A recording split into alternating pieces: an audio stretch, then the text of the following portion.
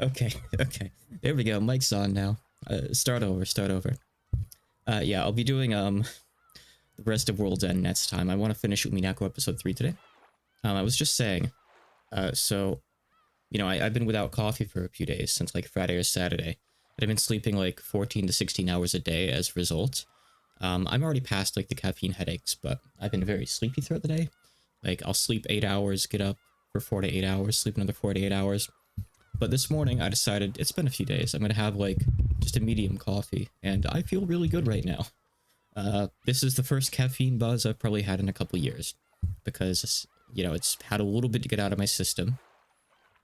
So I just have to control my intake, maybe have small and medium every couple days or something. So it's good. It's very good.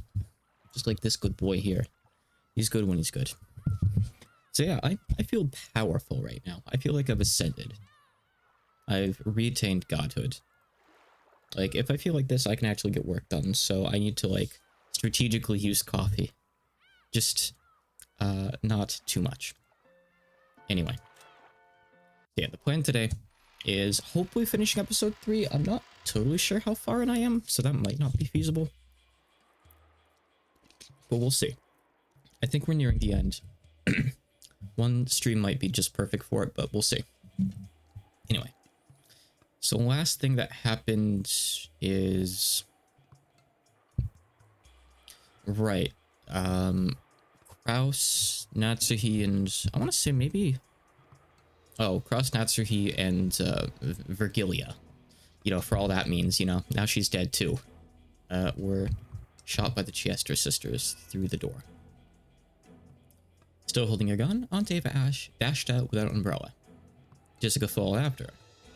After glancing at each other, Dr. Nanjo and I chased after them. Russian aimbots, yeah. Can you tell that I have a caffeine buzz? I'm already stuttering a little. I'll try to pace myself.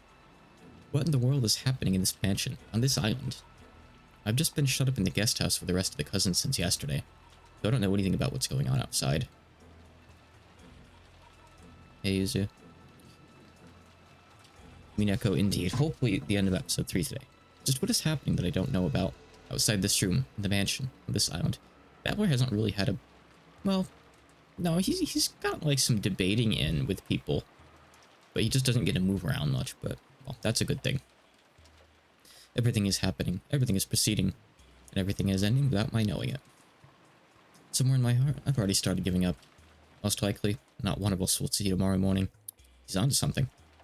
When the sequels cry, nobody will be left alive. There it is. I think we've already had one in episode 3. I think we've already had a title drop, actually. I picked a funny time to stop last time, I see. Could have gone on for another 30 seconds and got a good scene transition here. Whoops. Alright, 6 hours left till midnight.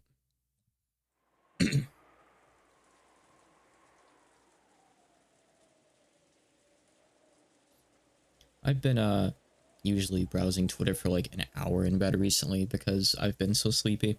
I'm hoping once the caffeine is more regulated in my system and not such, you know, a constant, that's gonna maybe stop. I'll be able to get out of bed a bit sooner. Ugh. Dad, Mom, who would do something like this? Wah. Jessica's woeful voice echoed throughout the rose garden. Looks like they're inside to me. Perhaps it was the intuition of a person who lived on this island. After checking the part of the rose garden where Aunt Rosa and Mari had fallen and seeing nothing, Jessica went to look at the arbor next. She's a very boyish girl. She has to have wide shoulders to support certain parts of her, though. If her shoulders were too skinny, she would just have back problems. As is the case with most Umineko characters. Well. Normally, the arbor was probably a wonderful location to enjoy tea peacefully, while appreciating the roses on a good sunny day. You know, I wonder if... Ryukichi7 has ever done Toho fan art. I'd love to see, like, how he draws Toho characters. What kind of proportions he draws them with. I don't think Zun has ever... Well, Zun doesn't really draw, like, other franchises' characters at all, I don't think. But it'd also be interesting to see Zun draw, like, Maria or Jessica or something. Or Beatrice. I'd love to, like, commission Zun to just draw Beatrice in Toho style. In fact, someone do that. Someone please draw Beatrice into hostile. I want to see that actually. That'd be great. Beatrice into hostile, and I don't know who in Umineko style. Patchily? I don't know. Normally, the arbor was probably a wonderful location to enjoy tea peacefully while appreciating their roses on a good sunny day. Maybe even Uncle Kraus and Aunt Natsuhi had days when they relaxed and enjoyed their tea together here. In the arbor lay their corpses. At least they aren't drenched in the rain like Aunt Rosa and Mari had been, but there was no way I could say that out loud to Jessica at the moment. What do you think, Dr. Nanjo? Strangulation, I believe. Strangulation with guns. Come, take a look at this. On their necks, there are distinct markings that something thin was used to strangle them. Right. I doubt those things are the primary cause for their deaths. Right there lay two stake-like weapons decorated with an occult design, which had been found driven into Uncle Kraus's thigh area, near Aunt Natsu's calf. When we found these sticking out of my parents' forehead and chest, we decided to preserve the crime scene and leave them for the police. But Jessica didn't care about such matters and immediately pulled the stakes out of our parents' forsaken bodies. By now, bodies gouged in the head, chest, stomach, knee, and leg have been found. Ah, damn it. I'll kill that murderer. Kill him. Wah. With this, the 8th twilight has been completed. Is this going to continue into the 9th twilight? The witch shall be revived, and none shall be left alive. Bring it on. If the witch revives, that means the culprit's going to make his grand appearance, right? No one's going to be left alive? Bullshit. I'll kill him. I'll definitely kill the culprit who killed Dad and Mom with my own hands. Why is Jessica so set on it being a man? I feel like they added pronouns in English because you usually wouldn't say that at all in Japanese. Just say them. We don't know who it is. Jessica doesn't know who it is. Yeah, it's weird that they added it, though. Like, you don't need to do that. It's absolutely gender neutral. I can almost, like, assume 上等として魔女が蘇るってことは、犯人が、堂々と姿を現してくれるってことなんだろう。何が誰も生き残れないんだ。私が殺してやる。父さんとお母さんを殺した犯人をこの手で絶対に殺してやる。Yeah, there's nothing. It's just culprit. As you would expect. There's no gender there at all.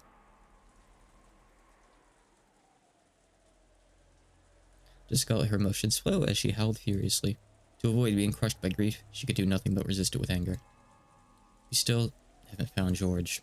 Jessica, you children had better stay here. I'll go into the mansion. Eva-san, we mustn't split up. It's dangerous if we do not all stick together. There's nothing we can do for Nissan or his wife. But George may still be alive somewhere. I have no time to waste here. As Aunt Eva screamed this, Jessica glared at her. Eva had no more time to bother about the dead. She was more concerned with the safety of her only son, who would yet to be seen. He just winces a lot. Poor guy, he's old.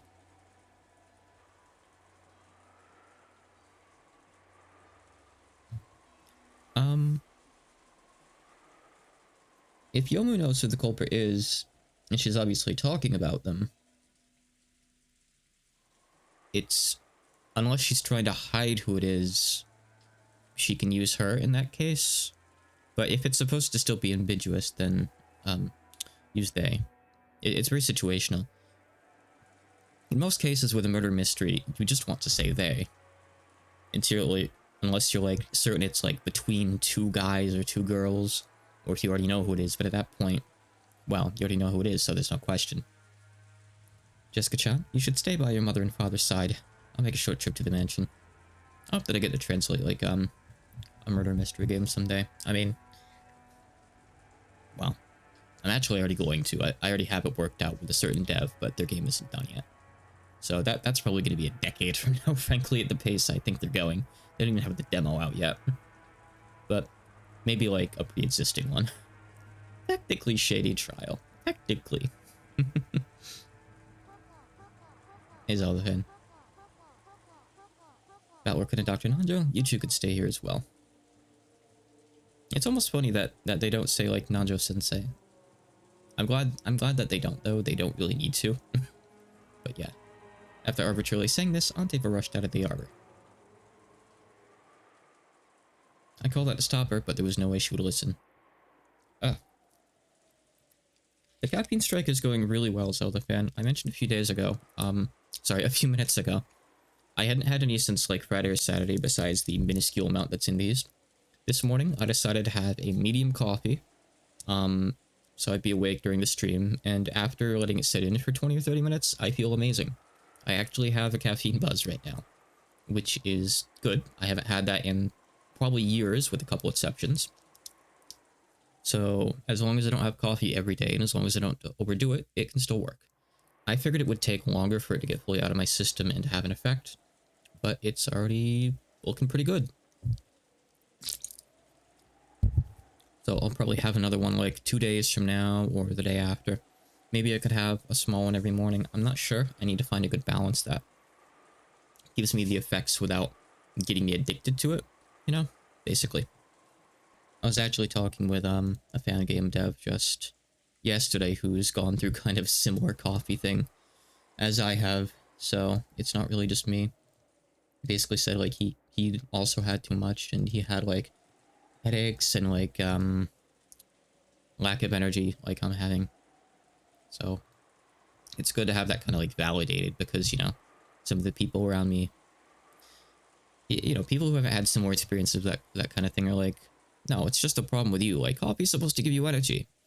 Well, yeah, it's supposed to, but if you have too much of it, you know, I've heard it from a lot of people online that it can just do the opposite. You get too over-reliant on it, and it starts only having negative effects, basically.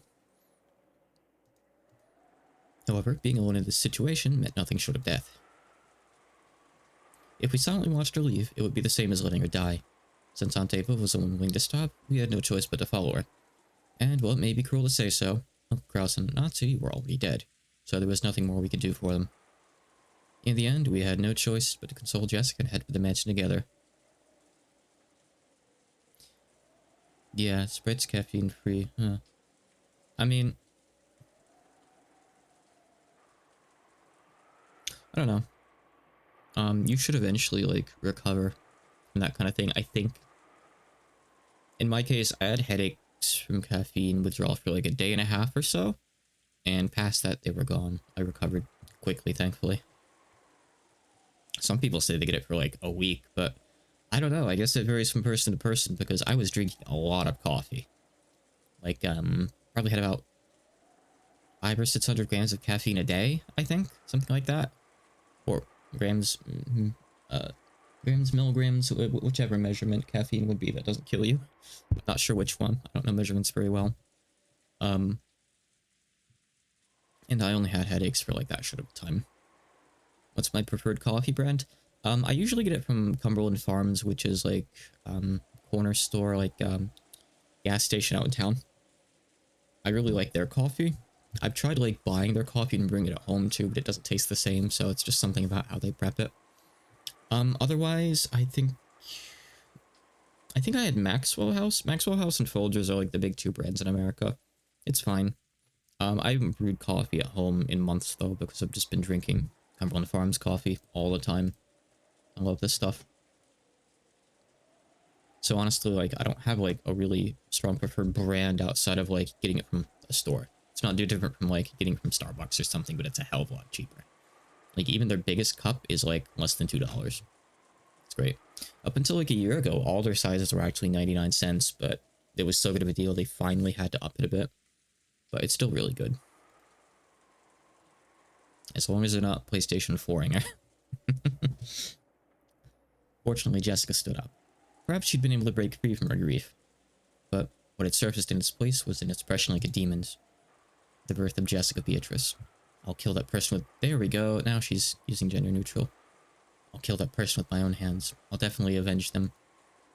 Let's go, Battler. If you find the culprit, don't get in my way. I'm definitely gonna kill them. I've got my own parents to avenge. Sorry, but this is first come, first serve. Yeah, that's right. Let's kill them. At my words, Jessica finally seemed to feel like we sympathized with her emotions. That's worded strangely. She still had that dark expression, but I felt that Jessica had regained some of her sanity. I think you can play as Jessica in the fighting game, right? She probably uses, like, the brass knuckles. Yeah, I think the brass knuckles, yeah, they come up once in, like, a joke scene. You may or may not actually get to see those in use later. in episode 4. We'll get there. I thought that was episode 3 a while ago, but it's 4. All the female characters exist? Well, not all of them, because that's way too many characters. Can you play as the Chester sisters? Can you play as...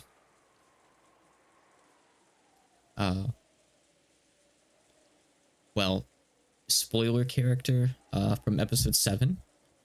And can you play as the character whose name starts with L? I don't actually know the roster fully, but I expect there must be gaps. But yeah, I believe that, like, almost all of them. Can you play as spoiler character whose name starts with F? As well? F from Umineko? We took off. I'm pretty sure F is not playable. Chasing on after Aunt Ava. Through the rose garden, up the stone steps, running at full speed towards the mansion, whose large, intimidating shadow flashed in the lightning. With this, the murders of the epitaph have reached the 8th twilight. And then, on the 9th twilight, the witch shall revive. None shall be left alive. I will most likely lose my life, but at the very least, I want to burn the truth into my eyes. That's the only thing motivating me to move right now. We were able to meet up with Aunt Ava, who was having trouble with the lock to the front door. It seemed that all the blood had risen on Aunt Ava's head. That was really making her fingers clumsy. It looked like she couldn't even handle the simple task of inserting the key into the lock. Then there was a faint sound. The sound of the door unlocking. Just as though it had waited for all the survivors to unite before opening. It felt to me as though the malicious mansion was trying to swallow up all the remaining humans at once.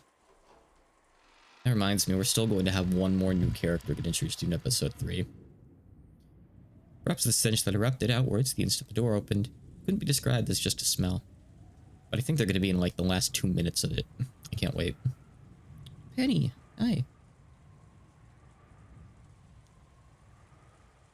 No, we're not going to see Yukari until episode 4. But we will see the character whose name starts with A for a brief moment. She gets introduced now, even though she doesn't really get a spotlight until episode 4. It wasn't just the charred smell from Grandfather. I think it also may have contained the regrets of the servants in Dad's group. She does this weird thing where, like, she'll walk over here and, like, she'll, like, wiggle her tail like this. When she's standing here on my desk. And she's trying to, like, rub her tail on this shelf. Hi. Hey. Benny. She's been very affectionate recently. Hey. Hi. Oh. Maybe you can't see her doing it, but she's doing it right now. I wish I could get her to meow. Because, she's got a very distinct voice. Angie is indeed the character. She should get introduced. What did it mean as it floated out, overwhelming us? Was it the cry of the dead telling us not to enter? However, Aunt Ava didn't even flinch at something like that. And we who had to chase after were forced to step into the mansion, even after receiving that message. Oh, hi. She never wants to be in my lap. I always have to drag her and put her on my lap. She's not really a lap cat, actually. She can be. I'd love it if she were. Most of the cats get in the way when I'm trying to work. You know, it's not so good having a cat in your lap and trying to reach your keyboard like this. It does not work. That's my arm. Hey, no bite. George? George, if you can hear me, answer. George. Aunt Ava shouted at the top of her lungs. Considering the situation, it's probably far too optimistic to imagine that he's alive. When we started following Aunt Ava's example and calling out George's name in loud voices, Aunt Ava spotted something and stopped walking. She was standing in front of the door to the parlor. What is this? Dr. Najo, could you come here for a second? But what is it? I'd heard about the eerie magic circles written on doors, like the one in the parlor from the adults. Eerie is the only word to describe that thing, which was scribbled with a deep red paint reminiscent of blood, so that it slowly dripped down. However, that had supposedly been there since this morning. Wondering why Aunt Ava, who had supposedly seen it already... Hi, 2 cat. We got 2 cat. Yikes. Would think it odd now, just I stared at the door. Certainly, I have no memories of numbers such as these being written here. Right, they weren't. Eerie magical characters were written here, but not numbers. Dr. Nanjo, of course, is the expert when it comes to occult circles. That's why he's being asked to look at this. From what the two of them said, only the magic circle had been there since this morning. However, right now, there were 8 digits written near the upper part of the magic circle. Oh, I forgot about this. What's this mean again? I actually don't remember. 07151129. I'm trying to remember. Oh, check DMs. Okay.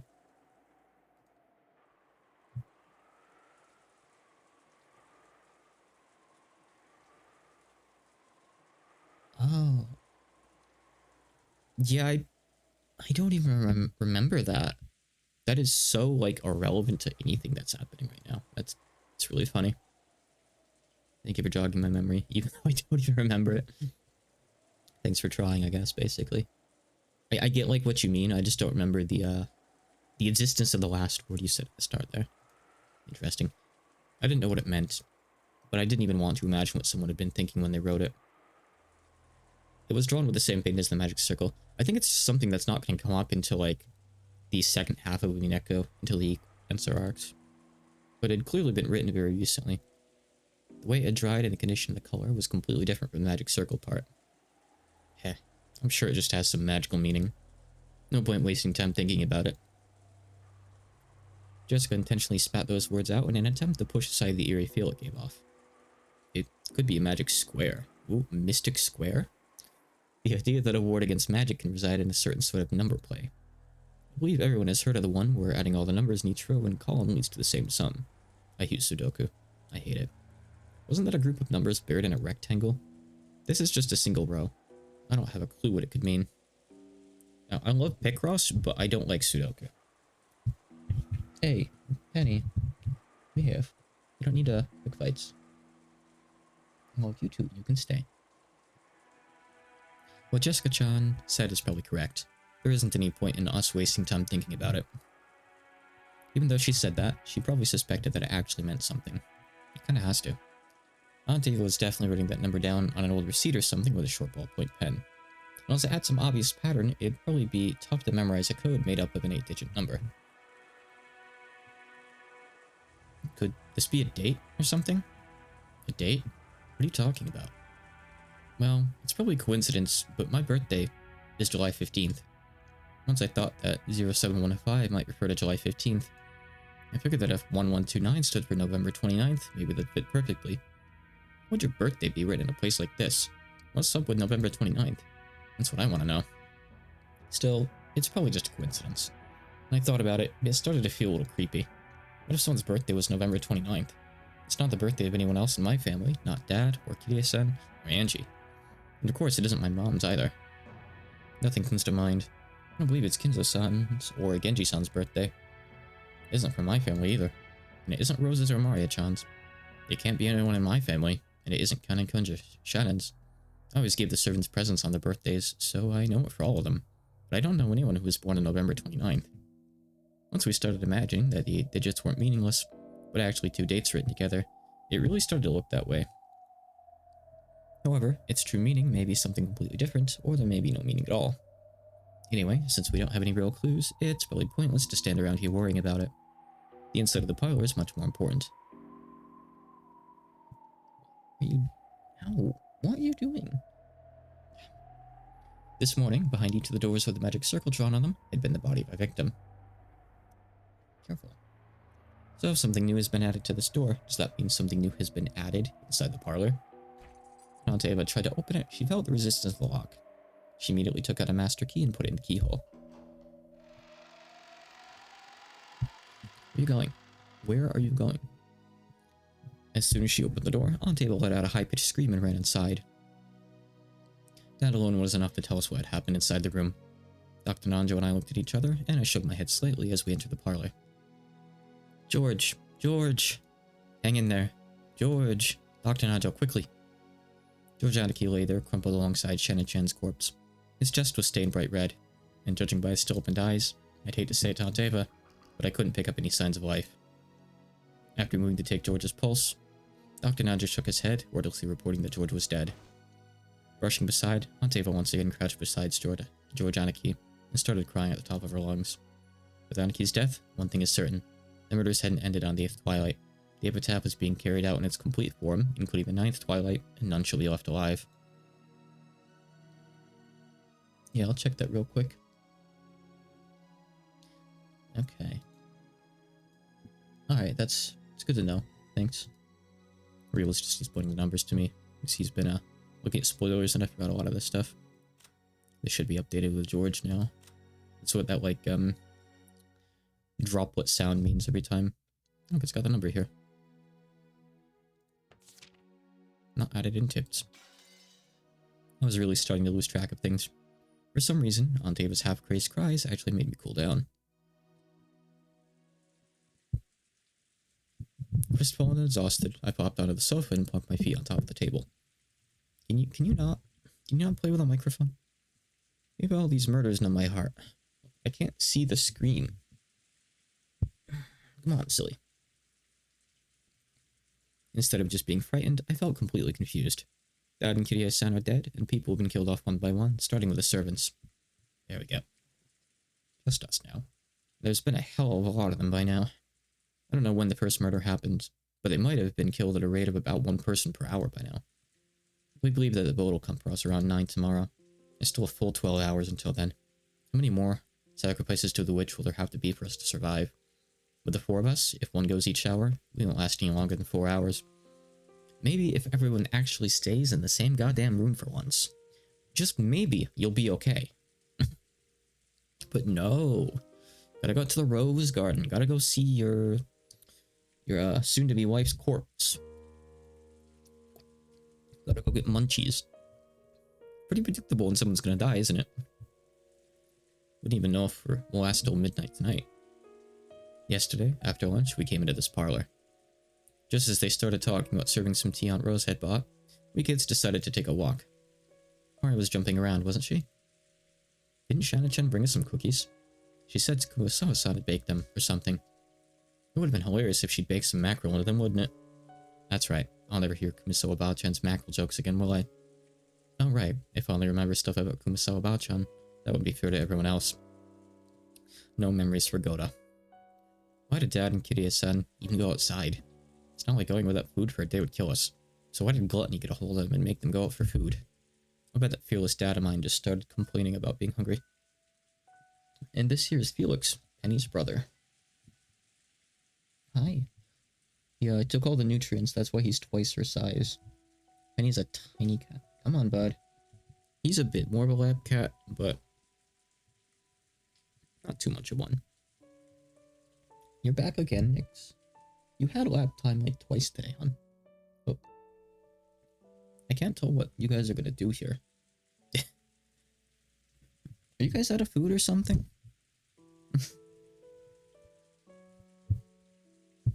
I'll bet that fearless dad of mine just started complaining about being hungry. Hide-san, you were supposed to be the brakes for my reckless dad. Why didn't you stop him? And what about your daughter, Angie? She's still just 6 years old. Don't tell me you plan to leave her in my care. After all, it's doubtful now whether even I'll be able to leave this island alive. Stop. Why are you fighting at a time like this? Jessica-san, stop. It's been kinda noisy for a while. I've always been spacing out. By the time I looked up to see what it was, Jessica and Aunt Ava had suddenly started fighting each other. No, maybe I should say that Jessica was grabbing Aunt Ava. Aunt Ava killed Dad and the rest. There's no other explanation. How foolish. Why should I know anything about what happened to your parents? Who was on the first floor of the guest house? Aunt Ava. Dad and Mom were in the first floor lobby along with her. And who was left alive? Only Aunt Ava. Why? It's obviously because you're the culprit. You killed Mom and Dad, carried them outside, and then shamelessly locked the door, trying to make it seem like it was the witch's doing. Then why do you think George disappeared? He never came down to the first floor. So did he disappear from the second floor? And who was on the second floor? You people were, right? You knew, didn't you? You knew that George slipped out of the guest house. And you brazenly acted as if you didn't know anything. If you stopped George, he'd be... I said stop. Jessica-san was in the cousin room the whole time. And Ava-san was in the first floor lobby the whole time. Neither of you was responsible for anything. What we have here is simply the sadness of losing family members. The culprit is no one, nowhere. It is all just an accident. Everyone died accidentally. Just the witch's fault. So stop hating each other, you two. The witch's fault, huh? I wonder if that's a good way to cool down the situation right now. Yeah, I finally understand why 3 people evaporated from the guest house. when all the doors and windows were locked from the inside. This is what they were after, making us think the culprit was inside and sparking this ugly mutual hatred. Has to be the culprit's, the witch's goal. But if that's the case, how did the culprit lock it from the outside? Oh my god. Uptime number 3. It's very busy today, it's bustling. When Dad's group was attacked, their master key was definitely stolen. But the doors and windows to the guest house were built so that you couldn't lock them from the outside, no matter how hard you tried. So the master key should have had nothing to do with the guest house closed room. Jessica and Anteva were turning their sadness at losing their blood relatives into anger at the person in front of them. I think we'll see Meta Battler soon. Dr. Nanja was trying to step between them. And I sat in the sofa. Who says in the sofa? Is he like under the cushions? Staring up at the ceiling, thinking about things that didn't even matter anymore with a worn out expression. I just couldn't believe that this was the same parlor that had been so warm and pleasant midday yesterday, for just a short time before the typhoon hit. Yeah. Wow. Hey, the sudden sound of a gunshot shook me out of my half-asleep trance. What are you doing? There's not room for you to do that. What? Okay, sure, squeeze yourself. Ooh. Hey, fat ass cat, what are you doing? That just doesn't work. It's like a keyboard tray there. Smoke was rising out of the barrel of the gun Anteva held. Jessica had fallen to the floor and was covering both her eyes. You wouldn't believe Nick's here, but back when we first got her, she wouldn't come out from under the bed for like 2 weeks. And eventually, I'd had enough, and I just like took her out of there, shut the bedroom door, and would not let her back in. I like force exposed her to the rest of the house and the other cats. And within a couple weeks, she turned like this. She's now like the friendliest cat you've ever seen. Every morning when I get up, she like sprints after me until I pick her up and hold her for a minute. She's like, meow, meow. She doesn't shut up when she does it. She's like so clingy. Jessica had fallen to the floor and was covering both her eyes. Anteva and Dr. Nanja were looking down at her in shock. Are you okay, Jessica-san? Jessica-san. It hurts, it hurts, it hurts. It wasn't my fault. This happened because you came at me even after I told you to stop. Hey, wait a sec, what's going on?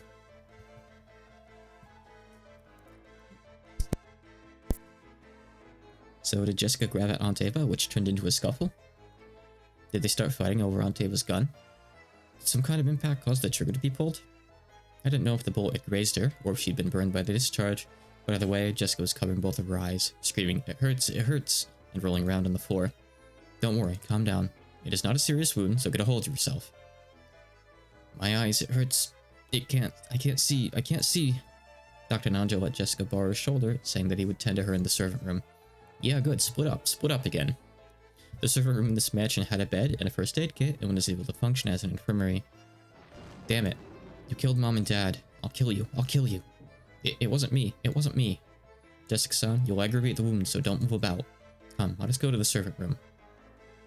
Jessica continued to curse Anteva as her parents' murderer. It seemed that Anteva couldn't conceal her trembling at the fact that she'd pulled the trigger, even if it had been an accident. It wasn't my fault. It happened because that kid jumped at me. You'd think she would have had the safety on, considering, like, she didn't necessarily need to shoot right now. It's kind of really bad. It happened because that kid jumped at me. I didn't kill anyone. More importantly, who killed George? That's right, who killed George? George! It isn't my fault. But wait a sec, Anteva. Don't go off on your own. I didn't know if it was because Anteva couldn't bear a mistake, or if she'd given up control of her body to anger at the person who had killed her only son, or if it was both of those all mixed together. At any rate, she ran out into the corridor, yelling, fearful, and screaming. Split up more. Keep it up. I was also worried about Jessica's condition, but right then, I couldn't leave Anteva alone. Why would she go off on her own in this mansion? Of all places, is she suicidal? Dr. Nanja took Jessica towards the servant room. I'll tell you right now, even if Ava dies, everyone else is still gonna die.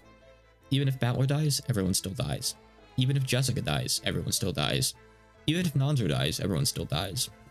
You can take that as whatever kind of hint you want.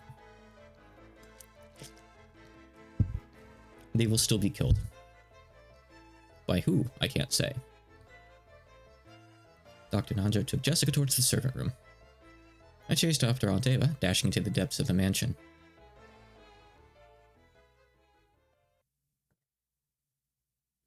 they would be killed in the same way that the survivors were mysteriously killed in the last 2 episodes.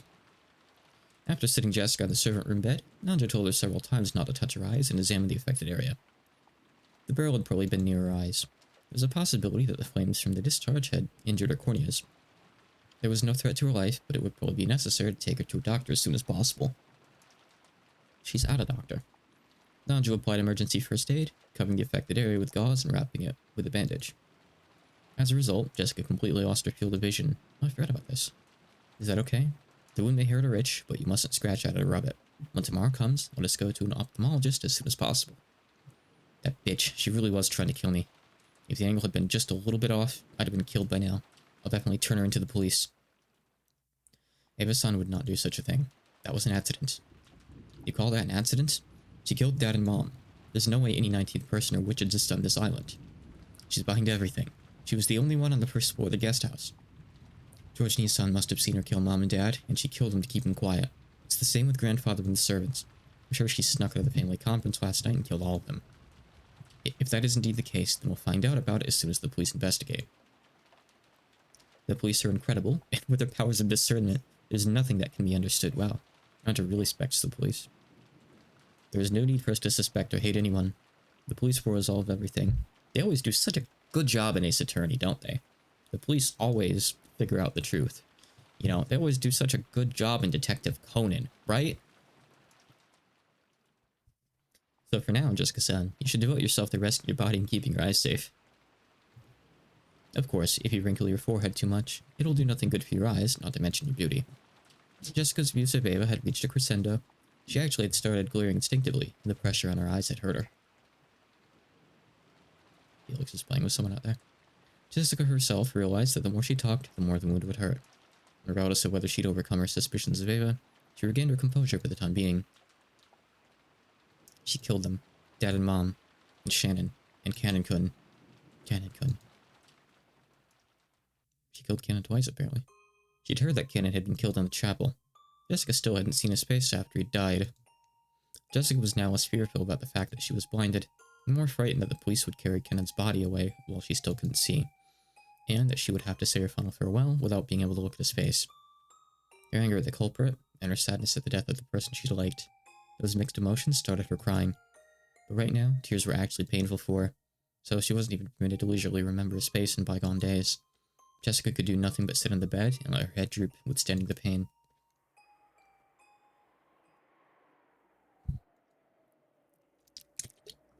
Well then, now I'm more worried about Eva-san. I hope she isn't too shaken by this. Realizing that Jessica had calmed down for the time being and letting out a sigh, he stuck his head out into the hallway to look for any sign of the others coming back. Split up more, leave Jessica totally alone. Yep, good job. Then their eyes met. Nanjo, unable to understand who this person was bewildered for an instant. I hear that people who have lost the power of sight have 0 anti-magic power and magic resistance power. In other words, you're an isolated pawn right now. Understand what that means? But what did you say? Nanjo had no way of understanding who the person in front of him was, much less what she just said. Dr. Nanjo? What's going on? Unable to see, Jessica had to rely on voices alone to make it the situation. But since she heard Nanjo say something in an uneasy tone, she tightened up, thinking that something bad might have happened. Stop, please. Please don't kill me. I have a sick grandchild. I mustn't die here. Please, spare me. Eek. Dr. Nanjo? Dr. Nanjo. Jessica couldn't do anything except call out from the bed. Judging by the tone of his voice, Nanjo was in the corridor confronting someone, and he was scared. His life must have been threatened just a second ago. No, stop it. Eek. On the ninth twilight, the witch will revive and none shall be left alive. Hehehehe. The witch pointed the end of her gold staff at Nanjo. Even though he didn't know what she was planning to do, Nanjo assumed that she must be trying to take his life. Dr. Nanjo. Dr. Nanjo. Is someone there? Answer me. Stop it. Here. A sharp sound echoed. And just as sharply, the tip of the golden staff tapered and stretched, slicing into Nanjo's forehead. Jessica, who could only try to grasp what was happening with her ears, had no clue what was going on. But even so, she was able to realize that with that sound, Nanjo had died. I could even made the noise already. Aw. Damn. and she could tell that the person was now in the corridor right in front of the servant room. Furthermore, since she couldn't see, she wouldn't be able to run away, much less resist.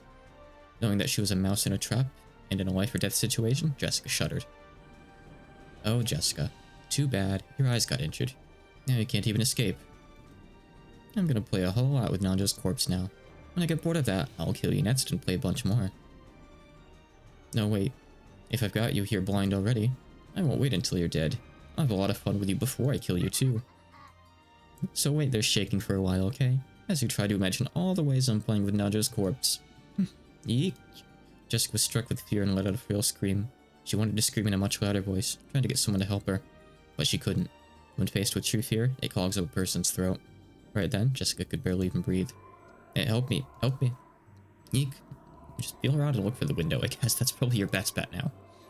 She searched around with her hands, trying to find somewhere to escape. But even though she should have known this room well, just being unable to see made it like a closed room of darkness. She ran into a shelf or something, and things like 8 candy jars and 8 bottles fell down, hitting her on the head. As she was now, it would have been tough for her to even guard her head to block it. She was painfully aware of how powerless humans become just by losing their sense of sight. Of course, she had no time to be impressed by this fact. She crawled around at random, trying to escape from that place, but she kept bumping into things that she didn't understand, getting hit by various falling objects, and essentially just looking like a total fool overall. Three Stooges play. And it felt like the entire room was alive, bullying her and refusing to let her escape. Then, a footstep could be heard from that presence in the hallway, and then a voice. She'd probably poked her head into the room, since Jessica had been so loud. You really are nosy. Act like a lady and wait there on the bed, because I'll give you a wonderful blood-red death outfit fitting for such an honored daughter. Something good enough to make the person who finds you faint, okay? Yee. Yeek. Until just a second ago, she'd sworn that she'd kill the culprit if she found them. However, she was now very powerless. She couldn't do anything except let out a scream, crawling around on the floor and bumping her head into the bed and the legs of desks. Help me, help me. Someone help me. Dad, Mom, Battler. Someone come. Help me, Ken-kun. Is Battler even still alive anymore? Who knows? In the corridor, as the witch thought of how to toy with Nanjo's life, a single gold butterfly secretly watched that scene from the corner of the hallway. What could it mean? It was Beata, who had barely escaped with her life once before. She's making the Simpsons face again. The gold butterfly softly returned to human form. It was faint and transparent like a lace curtain. By now, her power was so weak that even maintaining this form was difficult for her. Right next to her, Renove also appeared. It is unlikely that Jessica will survive. Of course, there were to be no survivors from the very beginning. She's grown feelings of love for Canon. I have toyed with them at times. However, such behavior was shameful for a witch. Love is the single element. Romantic love is even more pure, more sacred. Though for some reason, you seem to despise it thoroughly, my lady. Teacher told me. Magic exists to bring people happiness. That's something I myself must have been aware of in the past. Oh, it's this weird song with the, talking again. When I forgot that, I stopped being a witch. And so, I lost the right to be Battler's opponent. I can hardly believe it, my lady. Do you actually intend to rescue Jessica? It will be dangerous. I know. Even if I do save her, she'll become a plaything of the witch's banquet when the door to the Golden Land opens. But even so, that death would be far more compassionate than what that person would do to her. The witch's banquet steals lives in a terrible way, but it does not do so more than once. It does not toy with life and death. However, that person is different. He kills over and over. She kills for fun. There's not even a trace of compassion there. I want to at least save Jessica from that kind of cruel fate. Certainly, by carrying that out, you would probably be praised as a good witch. However, the new Beatrice-sama already views you as hostile, my lady. If you were to be seen by her again, you would not have any method of escape this time, correct? When I reunited George and Shannon, I finally understood what a witch is, and what magic is. I'm a witch. I must act as a witch. And I must be acknowledged as Battler's opponent, and make Battler accept me as a witch this time around. The road to that goal may be long and difficult. However, if I do not take a step forward here and now, I won't be able to call myself a witch. I understand your feelings, but how do you plan to rescue her? There are not many forms of magic that your body is capable of now, my lady. Just send Runaway. He's doing fine. Actually, wait, no, Runaway is technically Eva Beatrice's servant now. He's just kind of playing double agent here, I guess. I don't think you can actually fight back against her. Did you not have to borrow George's power even back when you revived Shannon? Indeed. And for that very reason, I may be able to save Jessica. Right now, she's begging for Kenna to save her. If I can borrow the power of that emotion, my magic may be able to knock on the doors of the land of the dead once again. You may be able to knock. However, you would use up all of your magical energy.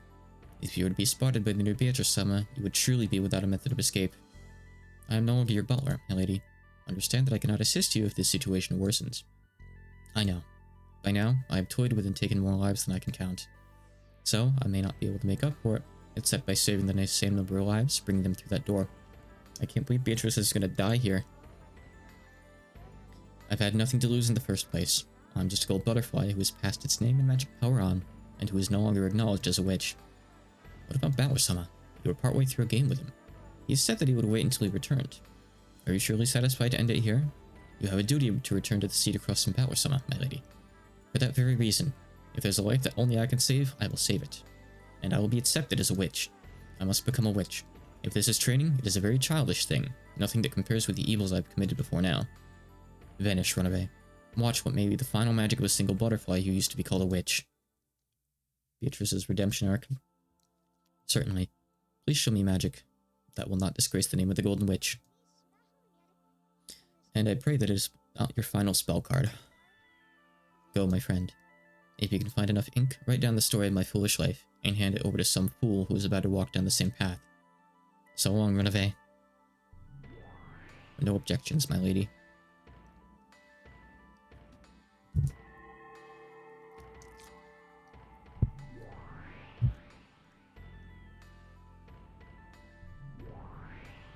Sort of effects that don't really mean much.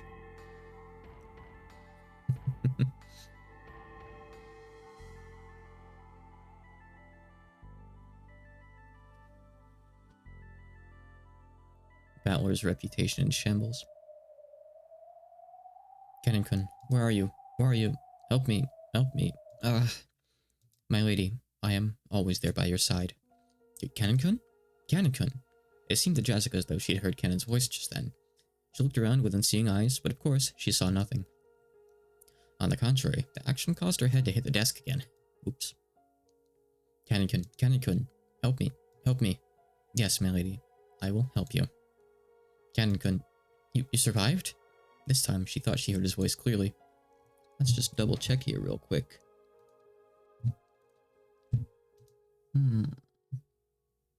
These 6 are all dead. Kinzo, Genji, Shannon, Kennen, Goda, and Kumasawa. What does it mean? My lady, please, calm your heart and listen. Unfortunately, I'm not alive. See? There we go. Huh? I have already died. However, that witch came to me to tell me of your peril. And she gave me just a little bit of time so that I could save you, my lady. Please, calm your heart even more. If you do, my form will become visible even to you, my lady. Jessica obeyed those words. She chased all idle thoughts from her head and relaxed her breathing. Of course, her heart felt like it was going to explode after hearing the voice of the one she liked and had thought was dead. Relaxing your breathing is difficult when you have asthma. She resisted the excitement with all of her strength. When she did, she felt as though Kennen-kun really was right in front of her. Even though she shouldn't have been able to see him with her eyes, she was able to sense him clearly. Can you see me, my lady? Can you hear me, Zero? Yeah, I can see. I can definitely see you, Kennen-kun. I exist only as a soul now, so I cannot touch you, my lady. I cannot do anything except talk to you like this.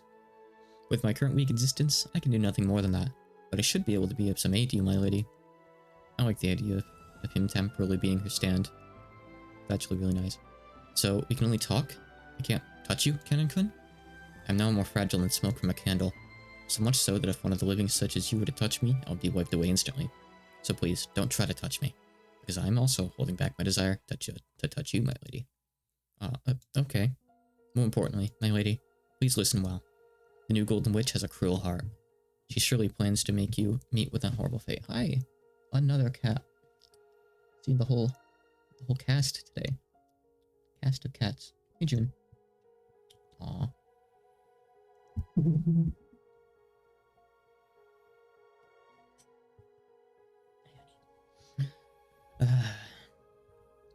We must escape from this room and hide. But how? I can't see anything. Quiet. I will be your eyes, my lady. Please move in accordance with my instructions. First, please crawl 3 steps from there, then stand up. You are now under the desk, my lady. If you stand there, you'll hit your head. That was under the desk? Okay, 1, 2, 3. I'm gonna stand. Well done. Next, please turn to face towards 9 o'clock. Yes, well done. This is pretty embarrassing.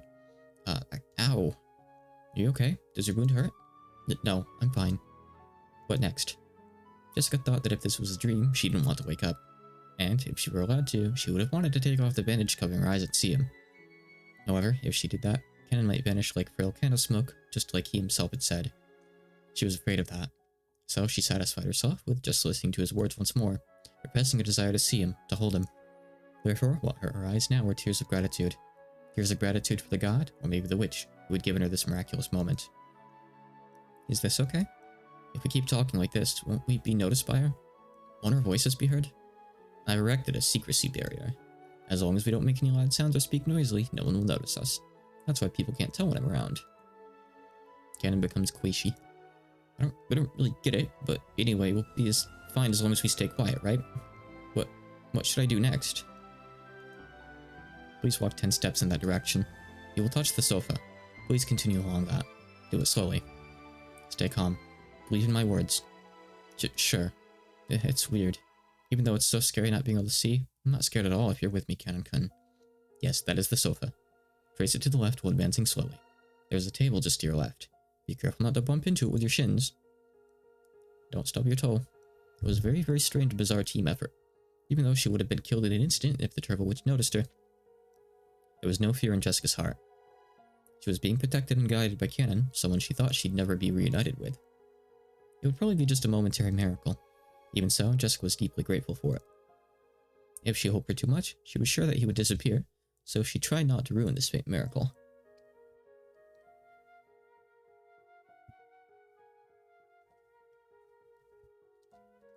And, trying to engrave this moment into her heart for all eternity, she slowly continued to walk, obeying Cannon's voice.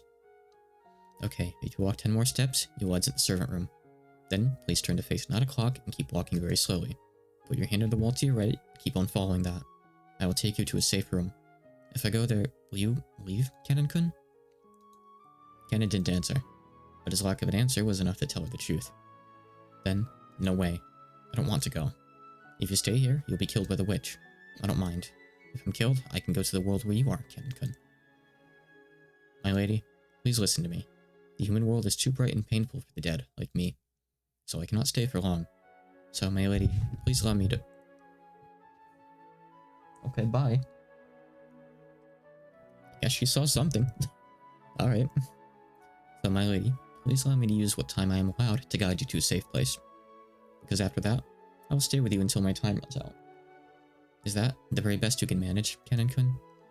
Yes. In exchange, I will stay by your side as long as possible. I will stay with you and talk with you. Talk about what? What do you want to talk about? Let's talk about the new Toho game. I don't care what, as long as you're willing to tell me, Cannon-kun. Well then, I will tell you the story of a cowardly servant boy who lacked all courage. The story of a foolish and pitiful boy who fell in love with a young lady as radiant as the sun. Even when the lady confessed those same feelings to him, he lost to his cowardice and was never able to be honest with his feelings while he still lived. Yes, then I want to tell you a story too. This... hard to read. It's the story of a cowardly girl who couldn't muster the courage to tell the boy she loved how she felt much, much more often. The story of how that girl, after being reunited with that boy by a miracle from God, used that chance to finally muster up her courage. I also want to hear that. So for that reason as well, let us go. To a safe place. Yeah, if I could be with you, Cannon-kun, I would walk however long it took. I don't need eyes anymore. If you tell me to step forward, I will take that step, even if it leads off a cliff.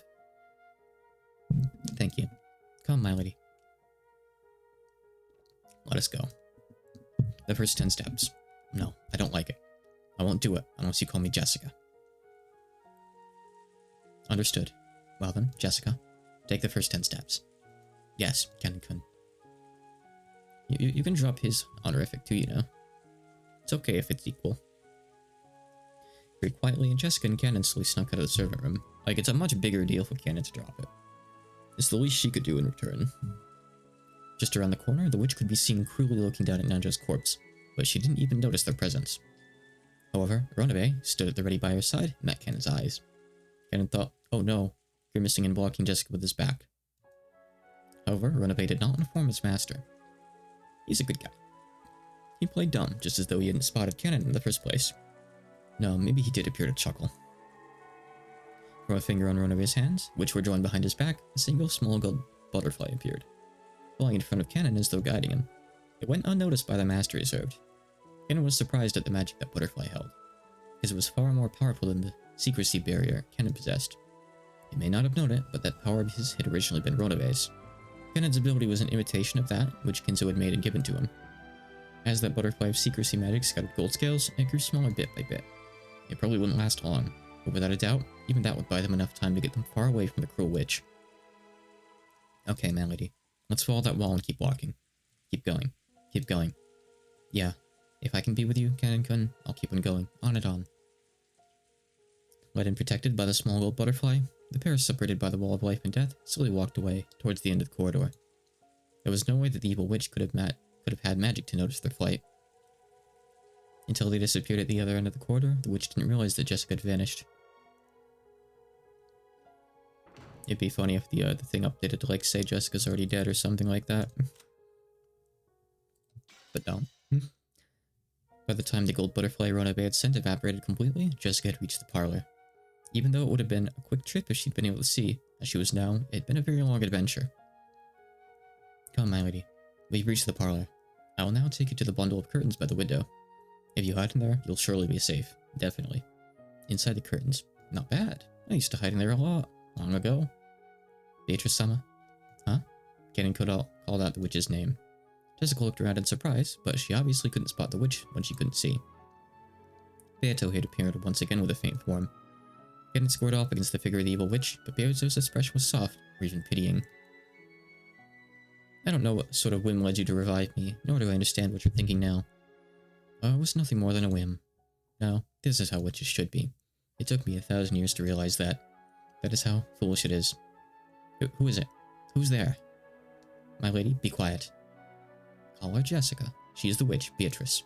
I owe her, because she let me be with you one more time. The witch, Beatrice. Forget about me. More importantly, you should quickly hide that girl in the shadow of the curtains. You probably do not have much time left. You may spend it having a final conversation with Jessica. A secret meeting inside a bunch of curtains? How clever you two are.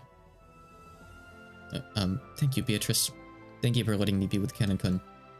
Jessica didn't know what Beato was, so she said that while facing in the wrong direction. Perhaps because she found that funny, Beatrice snickered. I will now leave this room to the pair of lovers. Evil witches have no need for tales of love. Allow me to depart. Beatrice-sama, thank you very much. There's no need to thank me. You know that something like this cannot compensate for all the evil I have done. I'll offer my gratitude to this good witch as a parting gift. I don't know what has happened before, or what will happen later. However, at this very moment... I think it was, yeah. I mean, you could, like, easily show it in there. They probably didn't draw much attention to it, though. There's no narration, after all. You're without a doubt a good witch.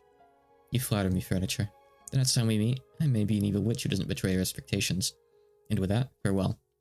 Interesting, if Beatrice is having a redemption arc, what's going to happen for the next 5 VNs, huh? Is she going to keep killing? Does Bauer still have someone to argue with? What will happen? Start theorizing now. Start making your bets. Beato left the parlor and closed the door. And, mustering the last of her remaining magical power, she sealed the door. The fact that those two had escaped into here would eventually be noticed. Well, I mean, if you sealed the door, David Beatrice is going to know exactly where they went. And now that night twilight had been reached, no matter how much they struggled, their inescapable fate had already been decided. However, until that final moment, they should be given the chance to speak with each other of their love. The witch poured out all of her magical power to protect their time together, so that no one would be able to defile their time alone until the last possible moment. At that time, Beata noticed something. Her body had been detected by a magical searching technique. The evil witch's furniture had sniffed this place out. So, borishness is the witch's way of doing things after all. To think that she doesn't even intend to let those two young ones speak together of their love. 45. Data received. Checking target, confirmed as the predecessor Lady Beatrice. Analyzing parlor defensive wall. 72-layered, multi-layered defensive wall, attack-proof barrier, and anti-magic armor. Snapping into the portal will be impossible. Data link to 410. 410? Data received. Hehe. Then we've just got a blank the predecessor saw first, yeah. Why is that like censored? Yeah, okay. I mean, it's just kill, but I don't know like why it's censored like that. You can tell it's kill from the Japanese. It's just funny that it's 4 letters. Great, Lady Beatrice, your firing permission, please. Go ahead and shoot. Oh, and avoid her vital areas. There's something I want to ask that old hag. 410, firing. Yee. The Chester sisters' gold bow released a gold snake. It crawled down the corridor, starting from the front of the server room, aiming for the parlor as it drew a soft, snake-like curved line trajectory. I don't know why it's like that there. I don't know if there's a reason. And pierced Beato's chest. Wah! Gold butterflies gathered, and the crew witch appeared along with the furniture. Predecessor-sama, no further obstructions will be permitted.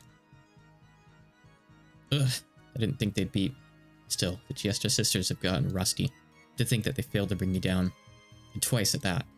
Broadway spoke in a manner befitting the witch's butler. Ooh, new song. As she pushed her pain aside, Beato grinned and spoke back. But my apologies, Predecessor-sama. We were ordered to avoid vital areas. As soon as we got the order, we can pierce you at any time. Oh, get the order. We can pierce a hole in your ears, a hole in your belly button, any hole you like. Please don't say it like that. The gold snake that had pierced Beatrice grew even longer, drawing a funnel-shaped helix and awaiting its next order. It was prepared to pierce a vital spot as soon as the evil witch told it to. For what reason would someone like you, who is no less brutal than I, make them avoid my vital areas? Really, if you give me a link to the CG, I can actually show it off. It actually wouldn't be a bad idea. Like, if you keep track of like the CG, or like give me a link to where I can see it all, I can actually show it off as it comes up. Just briefly. I don't mind doing that. Oh. Thank you. Ew, WebP. Right, here is the CG. I assume this is from the PS3 version. Here you go. Beatrice, not looking so hot right now. She looks kind of wrinkly here too. Anyway. For what reason would someone like you, who's no less brutal than I, make them avoid my vital areas? New Beatrice. I wanted to ask you something. I don't know what kind of trick you used to escape, but we thought we took you out, right? Why is that, even though you could have escaped by hiding, you took the risk of appearing again? It can't be that you came back just to protect those 2 young people, right? Well, who knows? Sana. And just a second ago, why'd you do something as soft as reviving the lovers and reuniting them? The more I hear about you, the more I learn that I don't even reach up to your feet as an incarnation of evil.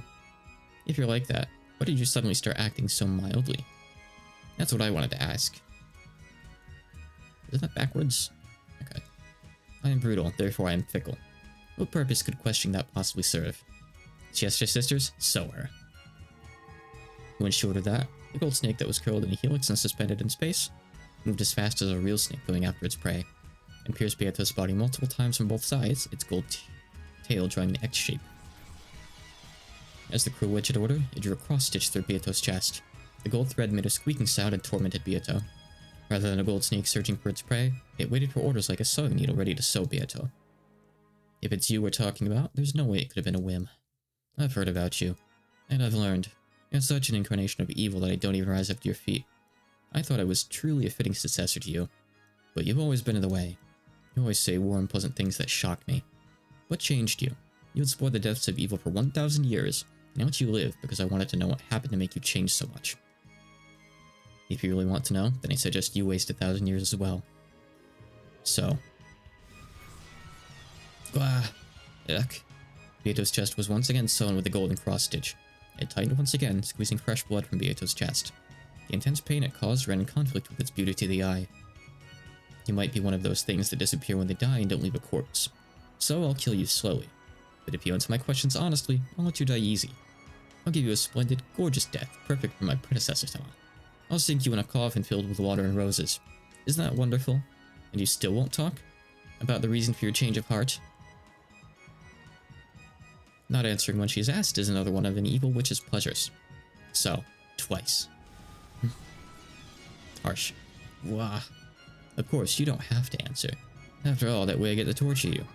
Hehehe. The endless magic truly is wonderful. When you think about it, this world is limited in every way. The endless cannot exist in the human world. Because gods are without limits, the human world is deprived of all limitlessness, so that they can be looked down upon. So, in other words, this endless power is the power of the gods. A wonderful power where, the more you play with it, the more fun ways of playing you find. Use that power as you please for 1,000 years and went on a rampage. Why are you having a change of heart only now? You aren't gonna say you regret handing it over to me, are you? Sure she is. Maybe. Did you say anything? How could I regret it? The endless magic you believe in is no magic at all. True magic lies in a deep abyss that you most certainly cannot reach. And this is what you realized? Then what is it? Wander about for 1,000 years without realizing, foolish witch. So, 3 times this time. Ugh. Beato's chest had been embroidered with a gold thread. It tightened even more, causing Beato more and more pain. Well, that's fine. I'm no longer curious about what kind of revelations an old hag who refuses to die might have had. I'm bored now, so I'll just kill you. If I do, the barrier in the parlor will dissolve. Then I'll torture Conan and Jessica to death a whole bunch of times. Being able to have 2 lovers as my toys at the same time? Sounds pretty fun, right? We kill her. Without missing by a millimeter, the gold sewing thread shot through Beato's heart. That intense pain was worse than all the pain before that put together.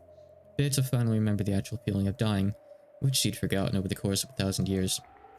But she couldn't die. She must not die. If she died, it would mean handing over the 2 in the parlor to the cruel witch. So she definitely couldn't die. She resolutely refused to die. New Beatrice, I have a request. The lovers' meeting between the 2 in the parlor will not last long. The amount of time an hourglass can measure, Conan will probably vanish into the land of the dead. Would you please allow them at least that much time? No way. Isn't tearing apart 2 who love each other fun? You said it yourself, so I want to try it. In that case, I mustn't allow you that pleasure. Yes, it can be fun tearing apart lovers. Really? I'm sure it is fun. So don't get in my way. So more. So. Yee. 410, understood. Epilepsy warning, maybe a bit too late. The merciless gold sewing needle sewed the gold thread through Beato's heart over and over again. However, no matter how much it tightened, that heart did not stop. This isn't nearly enough. I won't die by something like this. What are you doing? Make this old hag shut up. Kill her quickly. We're killing her. Even though we've sewn her heart in place several times, this person's heart won't stop. Are you immortal? She's a witch. Of course not. I've handed the endless over to you. My heart will not beat many more times. However, if by making it beat just once more, I can give the 2 in this room a bit more time, I'll continue that resistance for all eternity. So, keep sewing until her heart stops moving. Jeez. Why doesn't she die? It's impossible. Why isn't her heart stopping, even though it's been sewn in place? Who cares? We'll make the heart explode from the inside, yeah. How pitiful, and you could have died cleanly if you hadn't resisted us. Nanomachines battler. As they said that, even though the golden needle and thread made round trips over and over again, Beato still didn't die. The cruel witch eventually grew pale at how bizarre that was. What in the world are you? You probably cannot understand. Even I didn't understand. And yet, somehow or another, it seems that this is true magic. In other words, I have now become it. I become a true witch. Fixing explosion center and heart interior. Fuse preparations ready. Explode.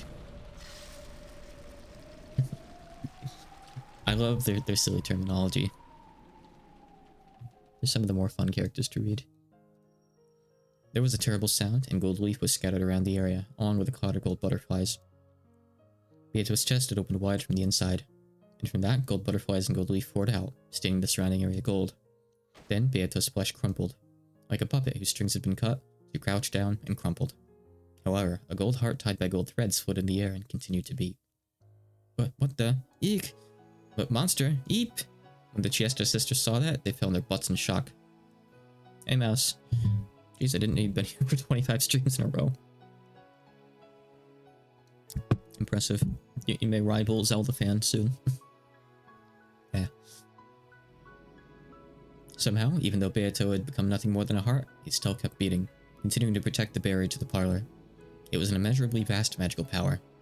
Impossible to measure. In other words, endless. I'm the Endless Witch, right? Why is this old hag still alive after all this?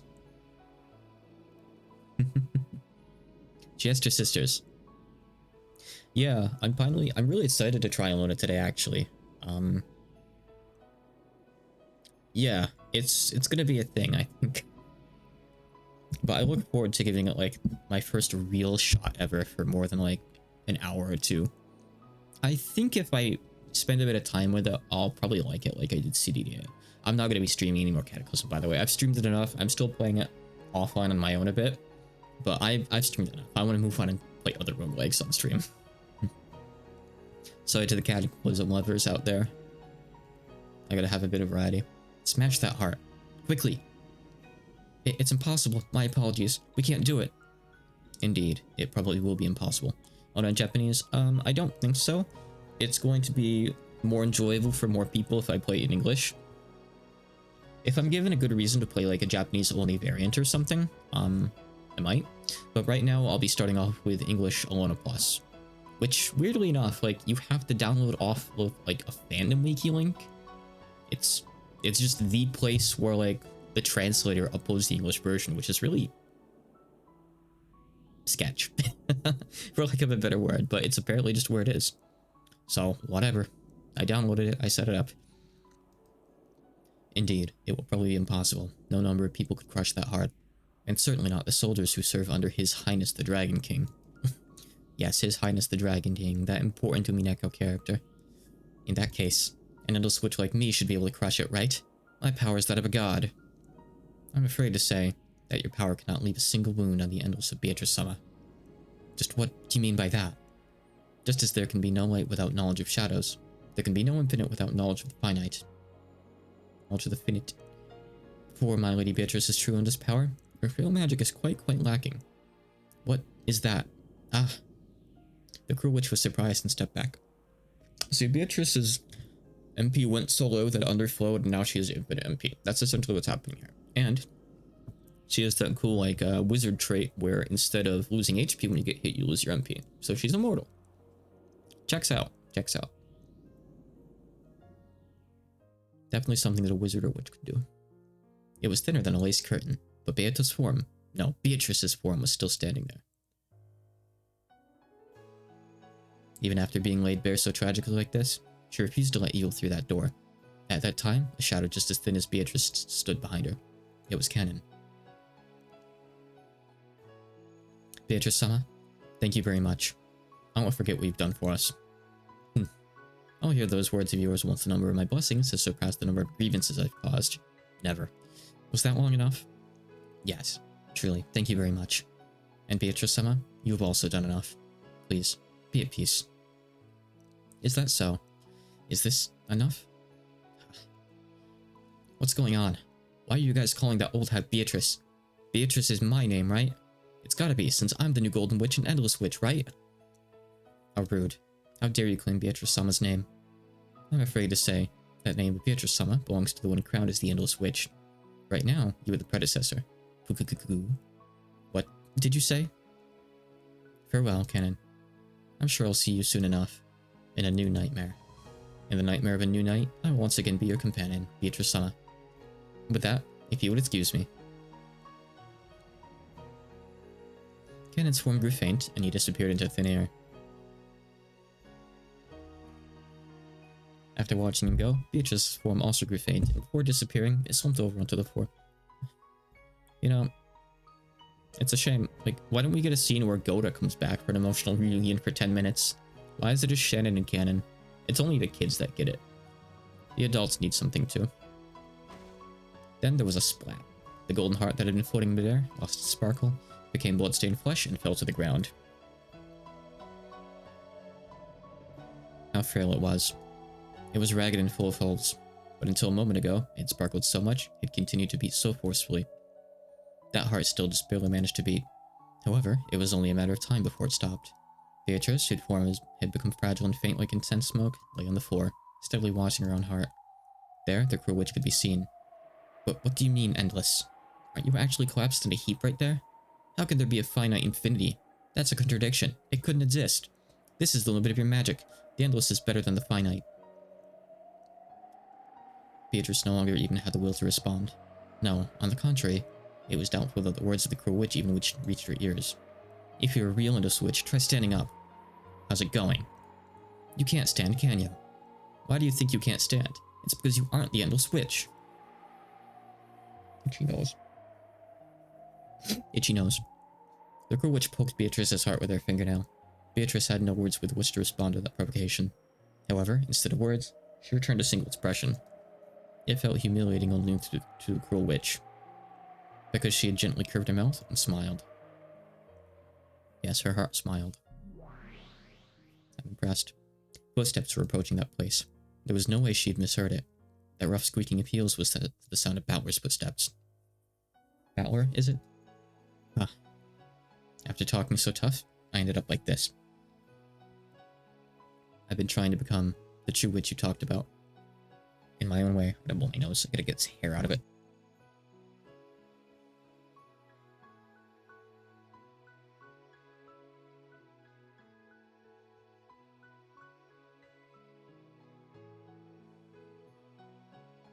Okay, maybe that's better. Yeah, I was watching. Hey, have I been able to become a witch? Have I earned the right to become your opponent? It's useless. Battler said it unbelievably bluntly. As Beatrice breathed painfully, she saw this and sneered at herself, as though she should have expected it. Ha. I see. Yes, the road to becoming a true witch will be much, much longer than this. However, I will not surrender. Just like you never surrendered to my torture, I will definitely become a true witch. And be accepted as your opponent. Welcome back, Nyx. Yeah, it's useless. It's all useless. You aren't my opponent.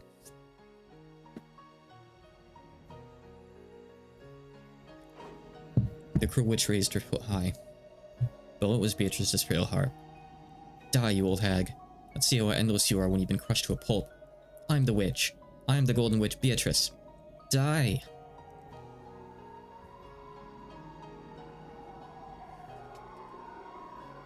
You dumb goober. It's useless. It's all useless. Dameda. Zen zen dameda. He's saying the line. He's saying the Battler thing. She's opening the curtains. But what is this? Where is this?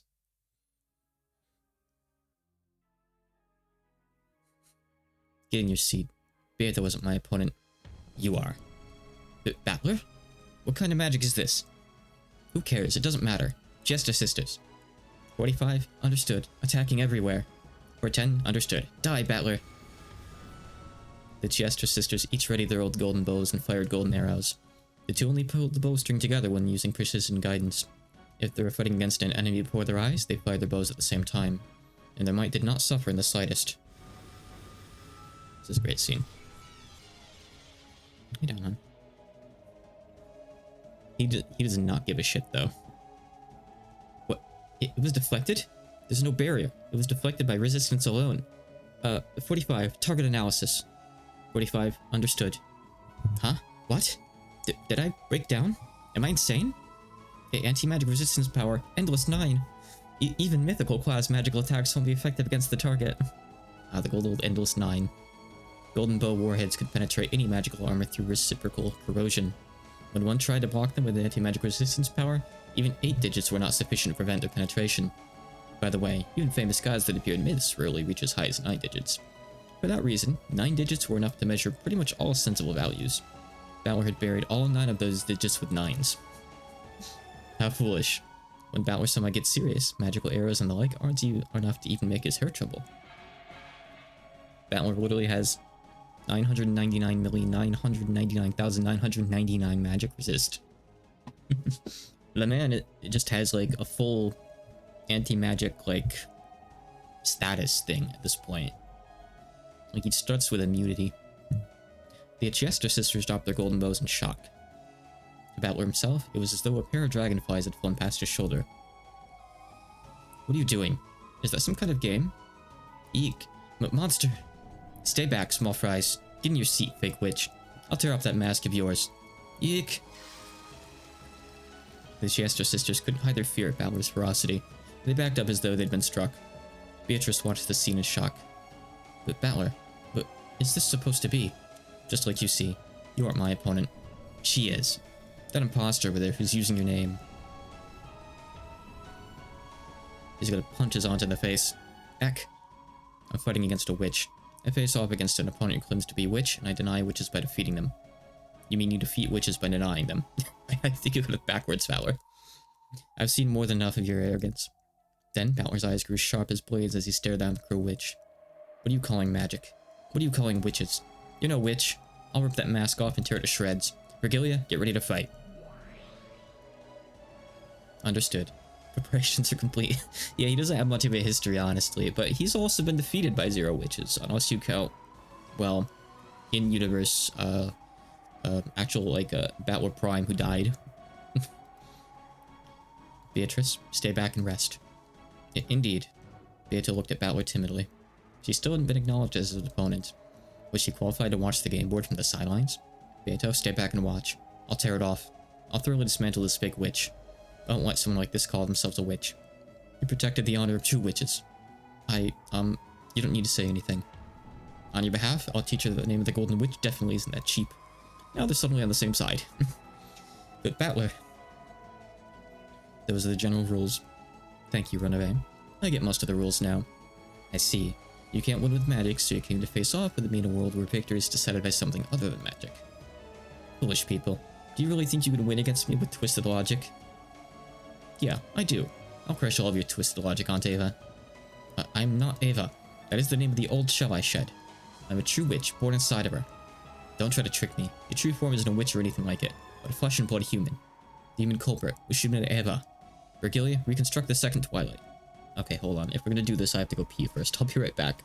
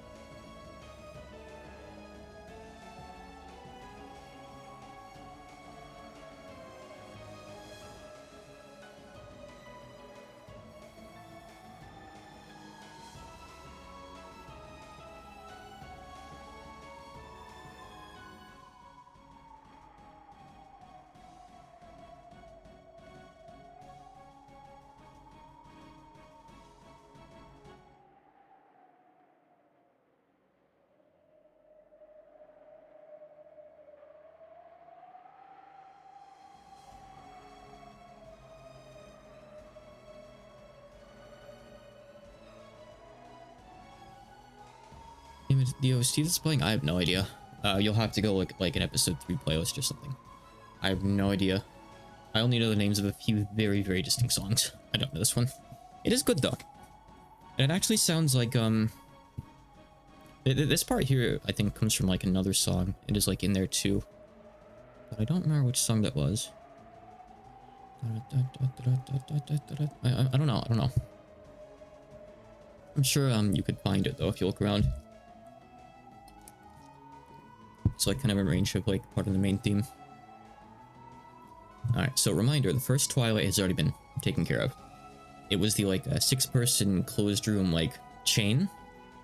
And Battler eventually got Beatrice to concede.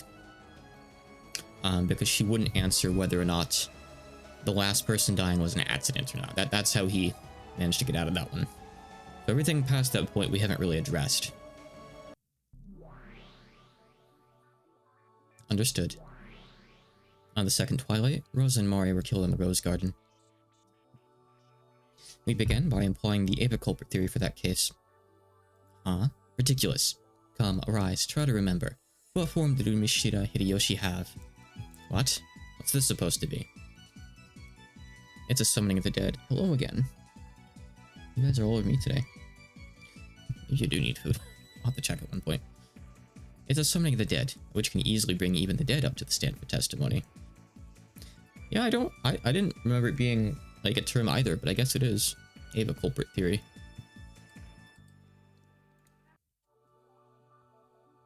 Yep. Red is Ava Handin Setsu. It is just Ava culprit theory. Very, very literally. It's cool.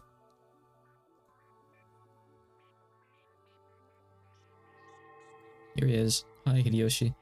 On the opposing side, transparent Anko Hideyoshi was summoned. Talk about competing. It looked as though he couldn't see what was going on here. Almost like a person on the other side of the TV. Witness summons. Yoshida Hideyoshi's testimony. Come, Hideyoshi, speak. I was taking care of Ava in our room the whole time. Of course, Ava didn't leave the room. Aunt Ava, around here, a testimony that isn't read isn't worth crap. I demand that he repeats it again in red. Oh yeah, that's right. Sure, say it in red. I was in the room the whole time. For the whole stretch of time surrounding the crime. Okay. Let's add this to the red. Where's my red text? I think it's... Hold on. Oh my god. Where is this? Hold on. I've lost track of my files. Oh, here it is. Here it is. Red text. Okay. I guess they can. I mean... I guess he's allowed to because he's being summoned? I don't know. I suppose so. Alright, so we add this to the second Twilight. Hideyoshi. Ordered by Ava Beatrice. I was in the room the whole time. For the whole stretch of time surrounding the crime. Alright, that's been added to the end here. I'm just going to mention, like, you know, saying by Hideyoshi doesn't really mean much, so I figured I would specify. See? Look.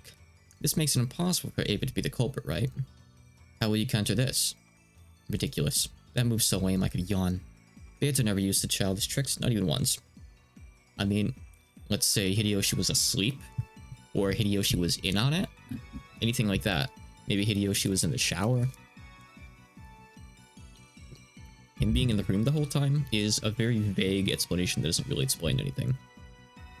Are you seriously gonna keep getting in my way? I can't read with your tail there. Penny.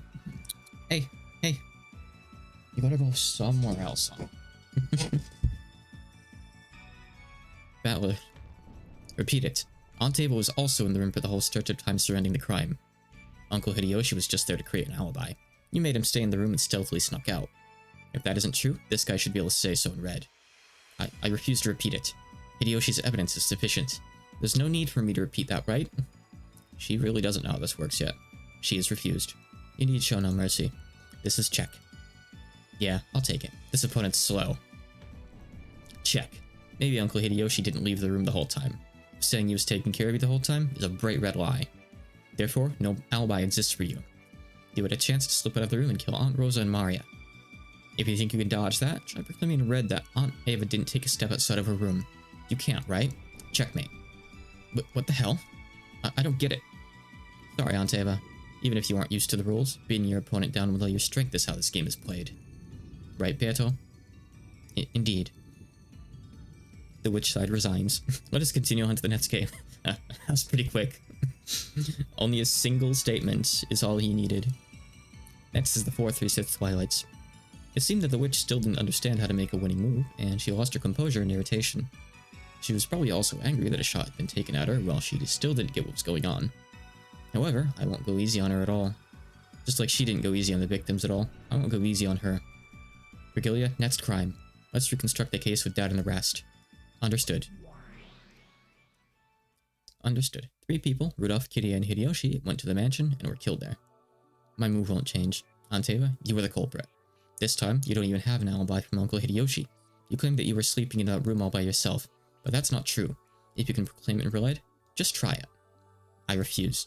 So tell me, Ava's just a woman, and the people died with 3 adults with 2 guns, right? How did she kill them all by herself? How did she do it with those stakes as weapons? Like everyone keeps asking, how's the stake shooting device constructed? Explain that.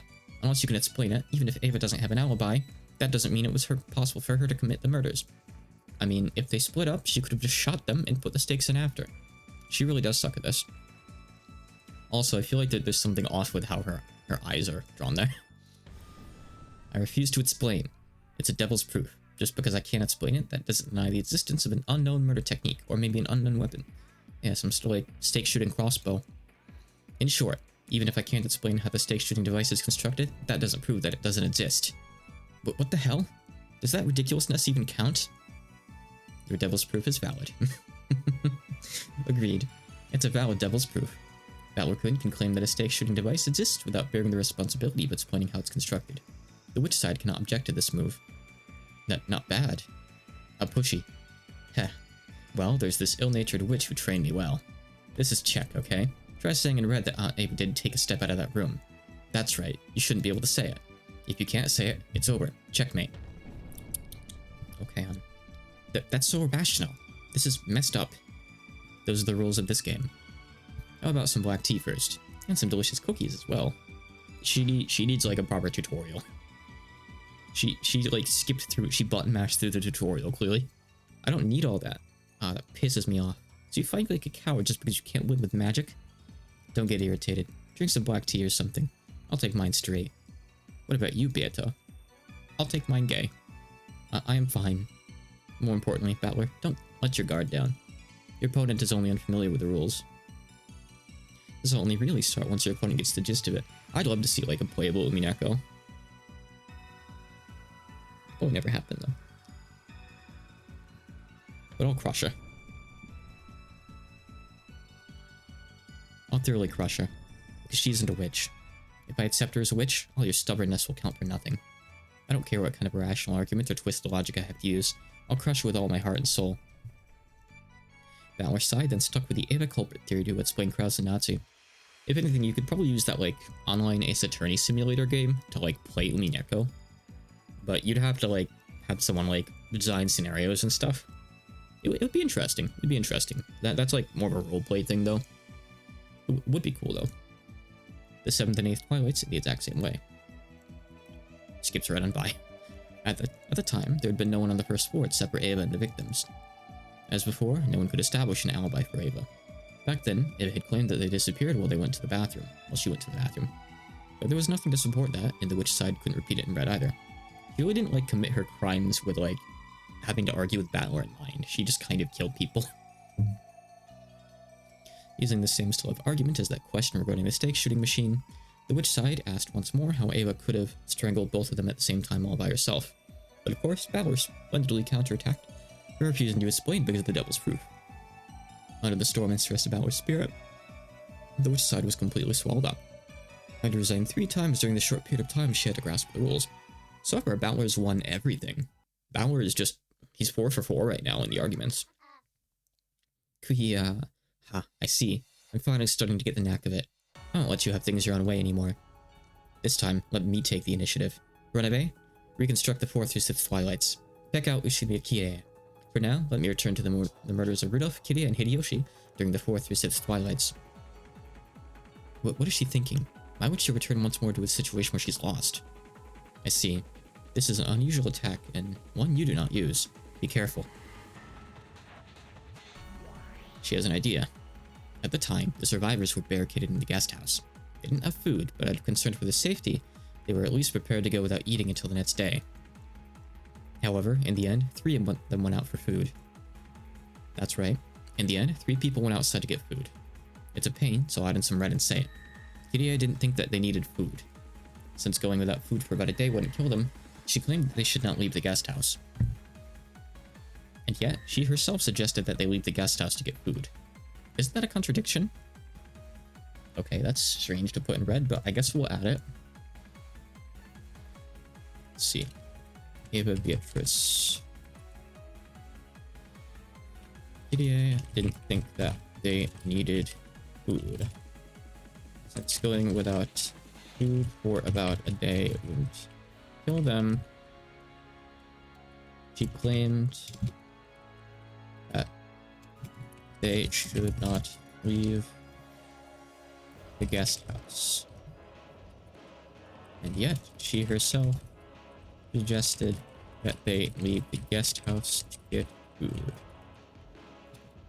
And I put like the white parts in little arrows here. I didn't do that before, but whatever, I'll do it here, why not? I mean, who cares? You can't just win these fights on motive alone. Okay. Yes, a spectacular contradiction. A contradiction exists in Kyrie's pattern of behavior. That contradiction was created by me with magic. In other words, I controlled Kyrie using magic and made her say that to leave the sacrifices outside. Ridiculous. There's no way that kind of magic exists. It's a devil's proof, right? Just because you don't know about that magic doesn't deny its existence. And I don't bear the responsibility of acting out that magic for you. And yet, you have even less room to counter this argument. Why does he have to? Who cares why they left? The point is, Ava could have still done it. I wonder if it's okay to fight this way. Yes. It is truly a spectacular move. Now, Osama, your response, if you please. That's a weird strategy she's taking. So, just what is this? She's placed a piece attacking Ushinikire's pattern of behavior. As has already been explained, Kirie's pattern of behavior had her saying that they should not go outside or head to the mansion in order to get food. And yet, she herself took the initiative, taking the contradictory action of going out to get food. Unless she can explain this contradiction, she'll use this violent move to claim that magic was the cause. Well, that's probably what Kirie-san thought in the beginning. But she probably thought through a few things midway, then changed her mind and decided that food really was necessary.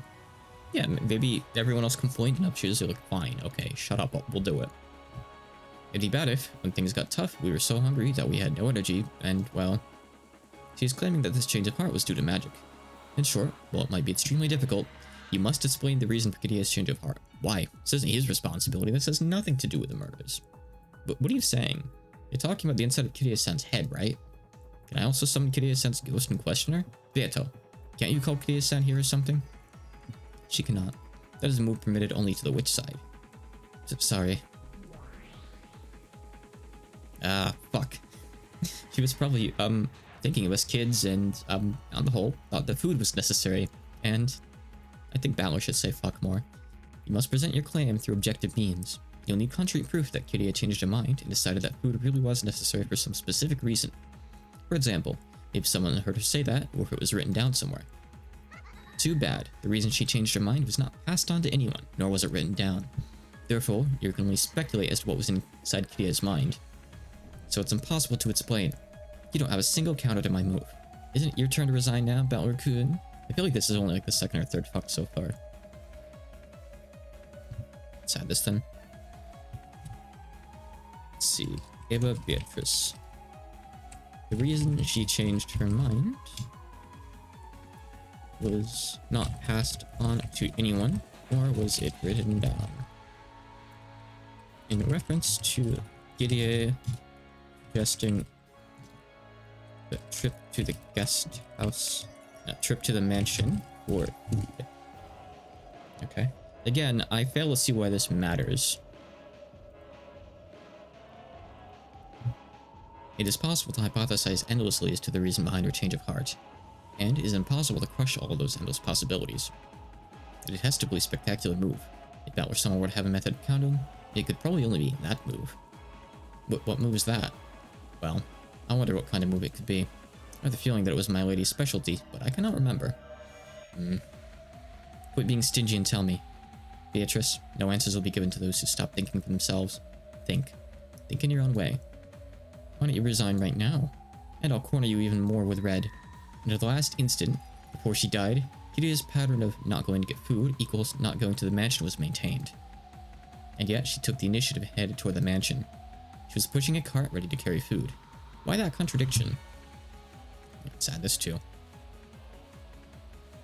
These are things that you should be thinking about. She's not bringing this up for no reason.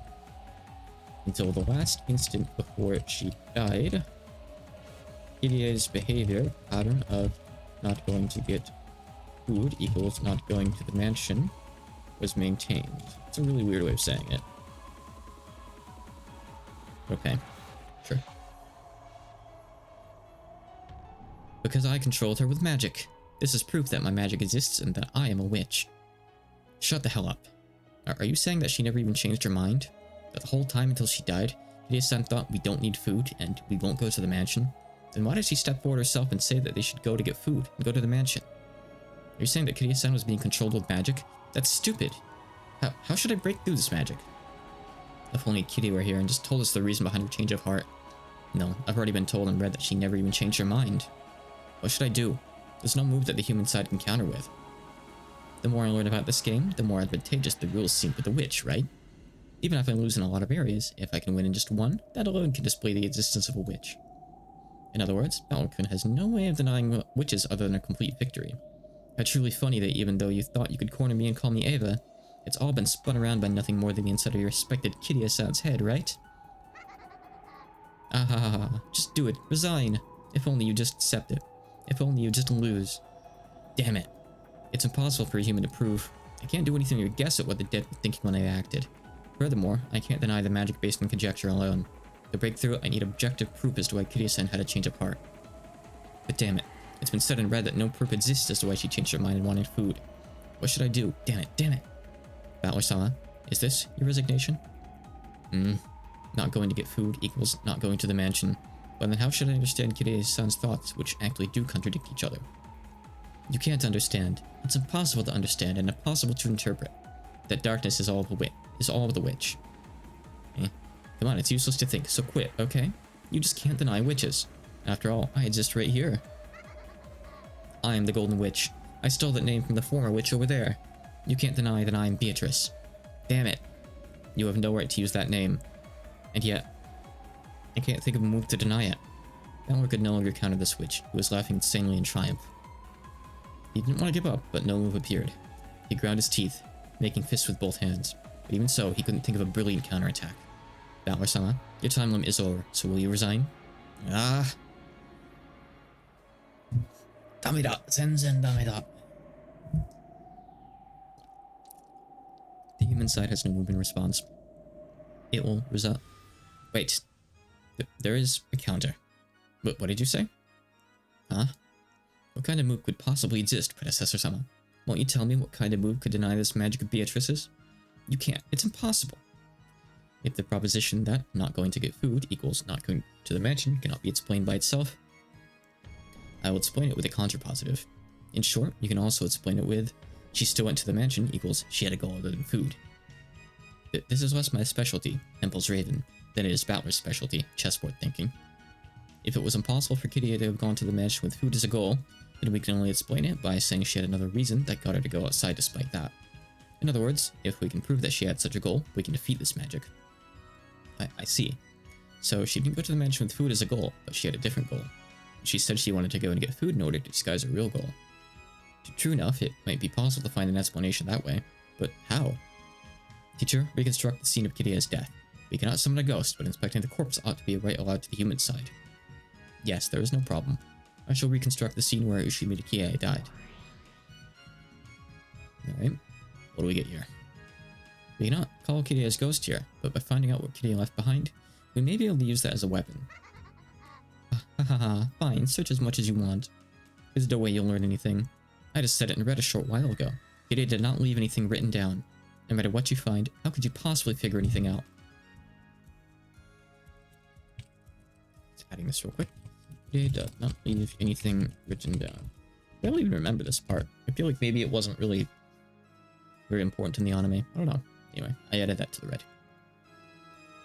We may find nothing. Oh, actually, I need to... hold on, I need to split this up. It's formatted wrong right now. Let's see here. This is supposed to be for the fourth to sixth Twilight's, not the second one.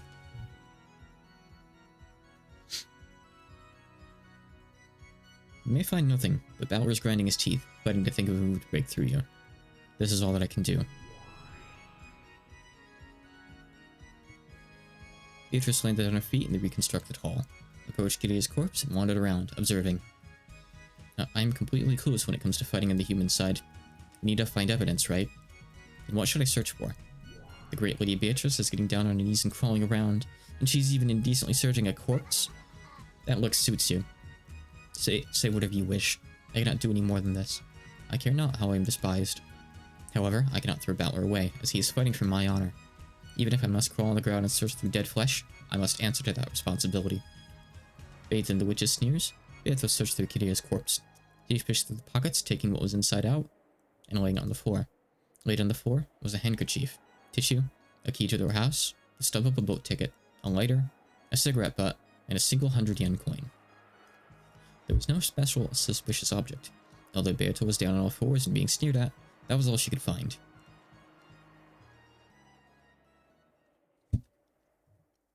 Maybe she just wanted a smoke break. BRB smoke break. Ah, what's with that seedy looking trash? How do you think you can break my magic with that stuff? Worthless, worthless. Are you a moron? How can you be so lame and right after you cut in between us, talking so tough? Ah, how pathetic, how embarrassing. If only you just give up and die. The witch fell over laughing, unbasting Beato. Beato hung her head, trying to withstand this shame. My lady, are you finished with your inspection? Indeed. I will not find any more than this. Can you make any counter from this evidence? If not, then the human side must resign. It's nice that we have referees now. Obviously, you don't have any room to argue back. I am a witch. You cannot break through my magic. You're no longer anything but a former witch. A loser who isn't even allowed to take the name Beatrice anymore. Come on, pile up as much trash and rubbish as you like and just try to break my magic. You can't, right? You can't, can you? Hee, and why is that? It's because I'm a witch. It's because you're just a loser without a name. Kuhi ha ha. Something should be here. I won't lose heart. I will not lose heart. No matter how much I'm sneered at, Battler's fighting for my honor. So for the sake of his honor, I must not lose heart. As Beato held back tears at the words of humiliation she was being showered with, she tried to find if Kitty was holding something else, to find something that could save Battler from his plight, searching earnestly. However, nothing more came up. Damn it. Please, she needed Kirie. You must save your son from his plight. Please, after death, we need power for his sake. However, Kirie's body did not answer. It was only natural that a corpse would remain silent. No dead person existed that would answer Beato, who had lost the endless magic. It's pointless, pointless, pointless. Telling with the dead is a privilege only for witches. For you, who is neither a witch nor even a human, no one exists who will lend a hand. You'll be alone for all eternity. You have no witch or human allies, and no one will save you. If that's frustrating, why don't you cry? Beatrice, when they cry. If only you just apologize, saying, I'm sorry I'm so useless. Ah ha ha. Sorry, Battler. I couldn't help you at all. No, that's enough. Thanks, Beato. I won't waste your efforts. I don't need consoling. Just how could you possibly argue back with this pile of rubbish? Just how could you possibly strike back with this rubbish I scraped together while she sneered at me? In front of Beato, who was still crawling on all fours and hitting the pile of objects Kiriya left behind with her fist, Battler also crouched. And, after patting her on the shoulder in thanks, he moved that hand to the ground, picked up the cigarette butt, and held it over his head. Smoke break. What are you trying to say with that trash? Kiriya-san doesn't smoke. But Kiriya also had a lighter on her. True, she didn't have an actual box of cigarettes, but at a glance, it naturally looked as though Kiriya had a smoking habit. Dad smoked, but Kiriya didn't. But she did walk around with just a lighter to light Dad's cigarettes. Huh. So what? If the husband smoked, then even if the wife didn't, it would be strange for her to be holding a cigarette. Maybe she just picked up the cigarette butt of her husband, who had bad smoking manners. What are you trying to say? What does this have to do with my magic? Nothing at all. I'll say more. This is a different brand of cigarette than what Dad smokes. Sorry, Beato. Could you look in the pockets of Dad's corpse too? Indeed. You mean this? Checking the brand. The brand is different from the cigarette butt. The cigarette butt Kiriya is holding is not of the same brand that Rudolph smokes. And so what? Maybe Kiriya is just a good girl who likes things to be clean, so she couldn't leave a fallen cigarette butt alone and picked it up? I wouldn't, though. Thanks. We really care. Beato, sorry, but just one more time, please. Uncle Hideyoshi's pockets. In this family, only Dad and Hideyoshi smoke cigarettes.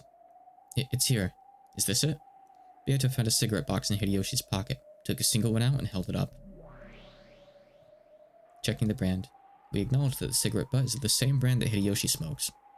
And so what? How can you break my magic because you found Hideyoshi's cigarette butt in Kiriya's pocket? That's right. The cigarette butt is a message from Kiriya-san. No. The cigarette butt itself is the reason that Kiriya-san left the guest house. Beato, thank you. If you wouldn't found this, I would have given up here.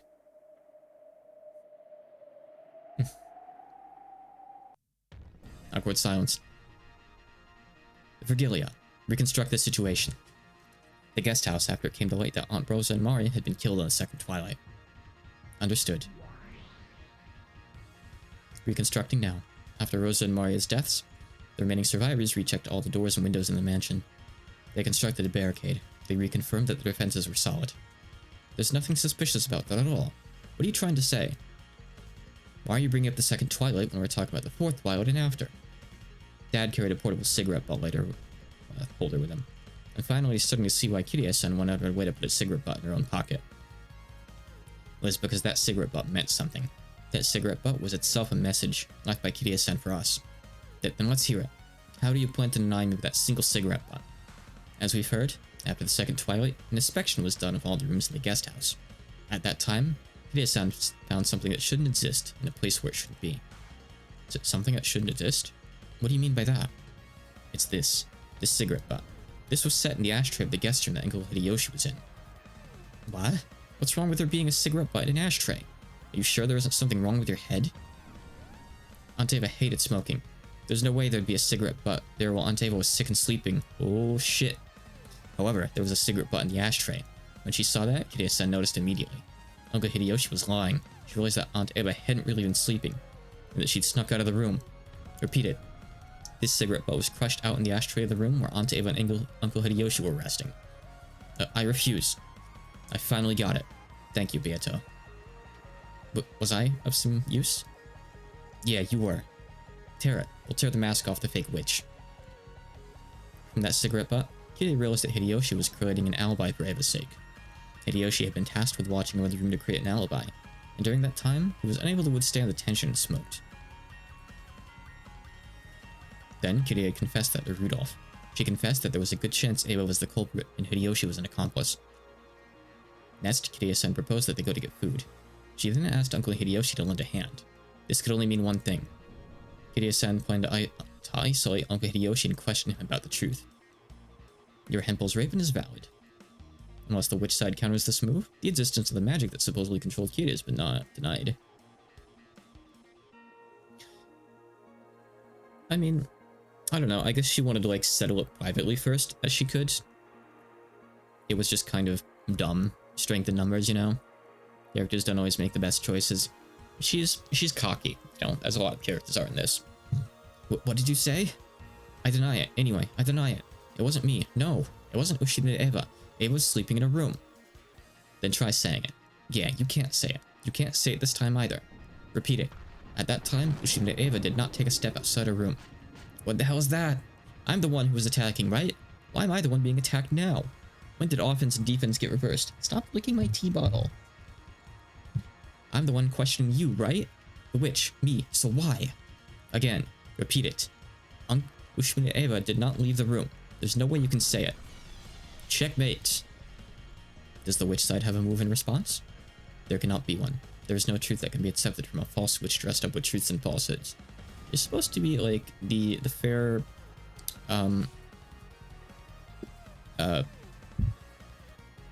what's the word here? Not umpire. I said the word like 5 minutes ago. She's supposed to be the fair lady who like judges things. She shouldn't say that. You aren't qualified to call yourself a real witch. You aren't the golden witch. You're a human. Ushina Eva.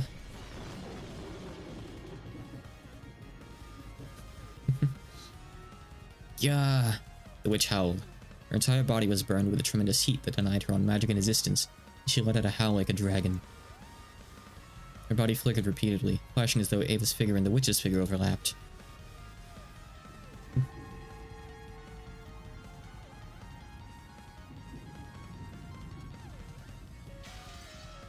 Oh no, the portrait got ruined. However, that yell was sucked into the flicker, making it return to the original form of the cruel witch. Or no, I think she's recovered, maybe. Yeah, she had another stroke of not really brilliance. Yeah, sure. If you want to call me Ushina Eva, then go ahead and do that. That's right. I actually can't repulse all moves related to Ushina Eva being the culprit. I may have been dragged down from the position of Golden Witch, and you might call me Ushina Eva now. But you know what? That by itself doesn't mean that witches and magic have been denied. I'll teach you starting now. I'll teach you that I'm not Ushimine Eva, nor a human, but a real witch. Take a look at this red truth. What are we gonna see? When the witch clapped her hands, time advanced in the world of the game board. Battler and Eva dashed to the front of the parlor. Oh, so we're resuming. Okay. Jeez. It's gonna still be a while. I do want to play alone today, but I also don't want to stop this. Yeah, I'll keep going. Battler and Eva dashed to the front of the parlor, calling out Jessica's name. They were searching for Jessica because they'd gone to the servant room, found Nanjo's corpse, and didn't know where Jessica was. So, what's your point? What are you trying to say? You couldn't be. Oh no. Beato went pale. In other words, the move the evil witch was about to make was bad enough to make even Beato go pale. This time, I'll give you a fatal move that you won't be able to talk yourself out of. No, I'll make this move against all humans who support you. Listen carefully to my move. Just stop it. That move? Beato, stay back. I'll take it. Come on, you fake witch. What's she gonna do? After Jessica was injured, Ava was constantly under Battler's supervision. Battler is neither the culprit nor an accomplice. By this, we can establish a perfect alibi for Ava. But what? Let's add that to the red then. I guess we say 9th Twilight here. I guess. Ava Beatrice says, after Jessica was injured, Ava was constantly under Battler's supervision. Battler is neither the culprit nor an accomplice. By this, we can establish a perfect alibi for Ava. I mean, that's nice and all, but not much has really happened past that point, besides Nanjo dying. I suppose Nanjo has died. So we need to find a way to explain Nanjo's death. That's true. I'll seal you, and humans as well, in a red barrier that most certainly cannot be escaped from. Farewell, lowly humans. Sleep for all eternity in an absolute closed room of magic with no exits. Come on, listen carefully. Listen to the red truth. There are no more than 18 humans on this island. Okay, I'll put that there again. Ava Beatrice. There are no more than 18 humans on this island. Okay. What are you doing? Throw away your foolish thoughts of mysterious people hiding and committing crimes.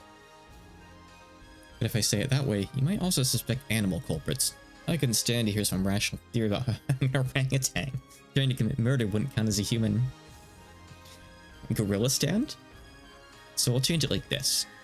No life form other than humans have any connection to this game. Let's add that too. Beatrice. No life forms other than humans have any connection to this game. Okay. Added. There's so much that you can't even see it anymore now on screen. Penny. You. Why are you here today? What are you doing? Why bother me so much? Let's see. Can I just... how would I... Hold on. Let me... Stretch? No, not like that. I guess I have to do like this. No. Thing.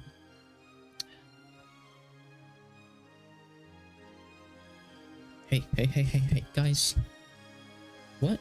Okay, hold on. I'm gonna see if they have food. I have 1 second.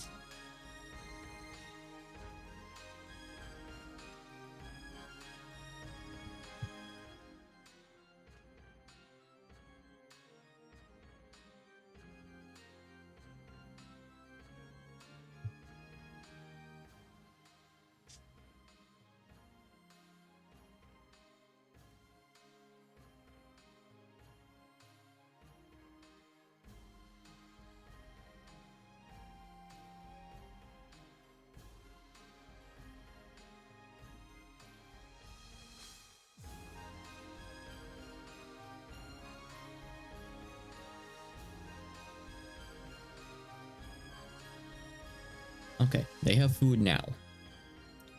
Okay, let's see here. That sure is a lot of red text. hold on a second. Can I get this to like...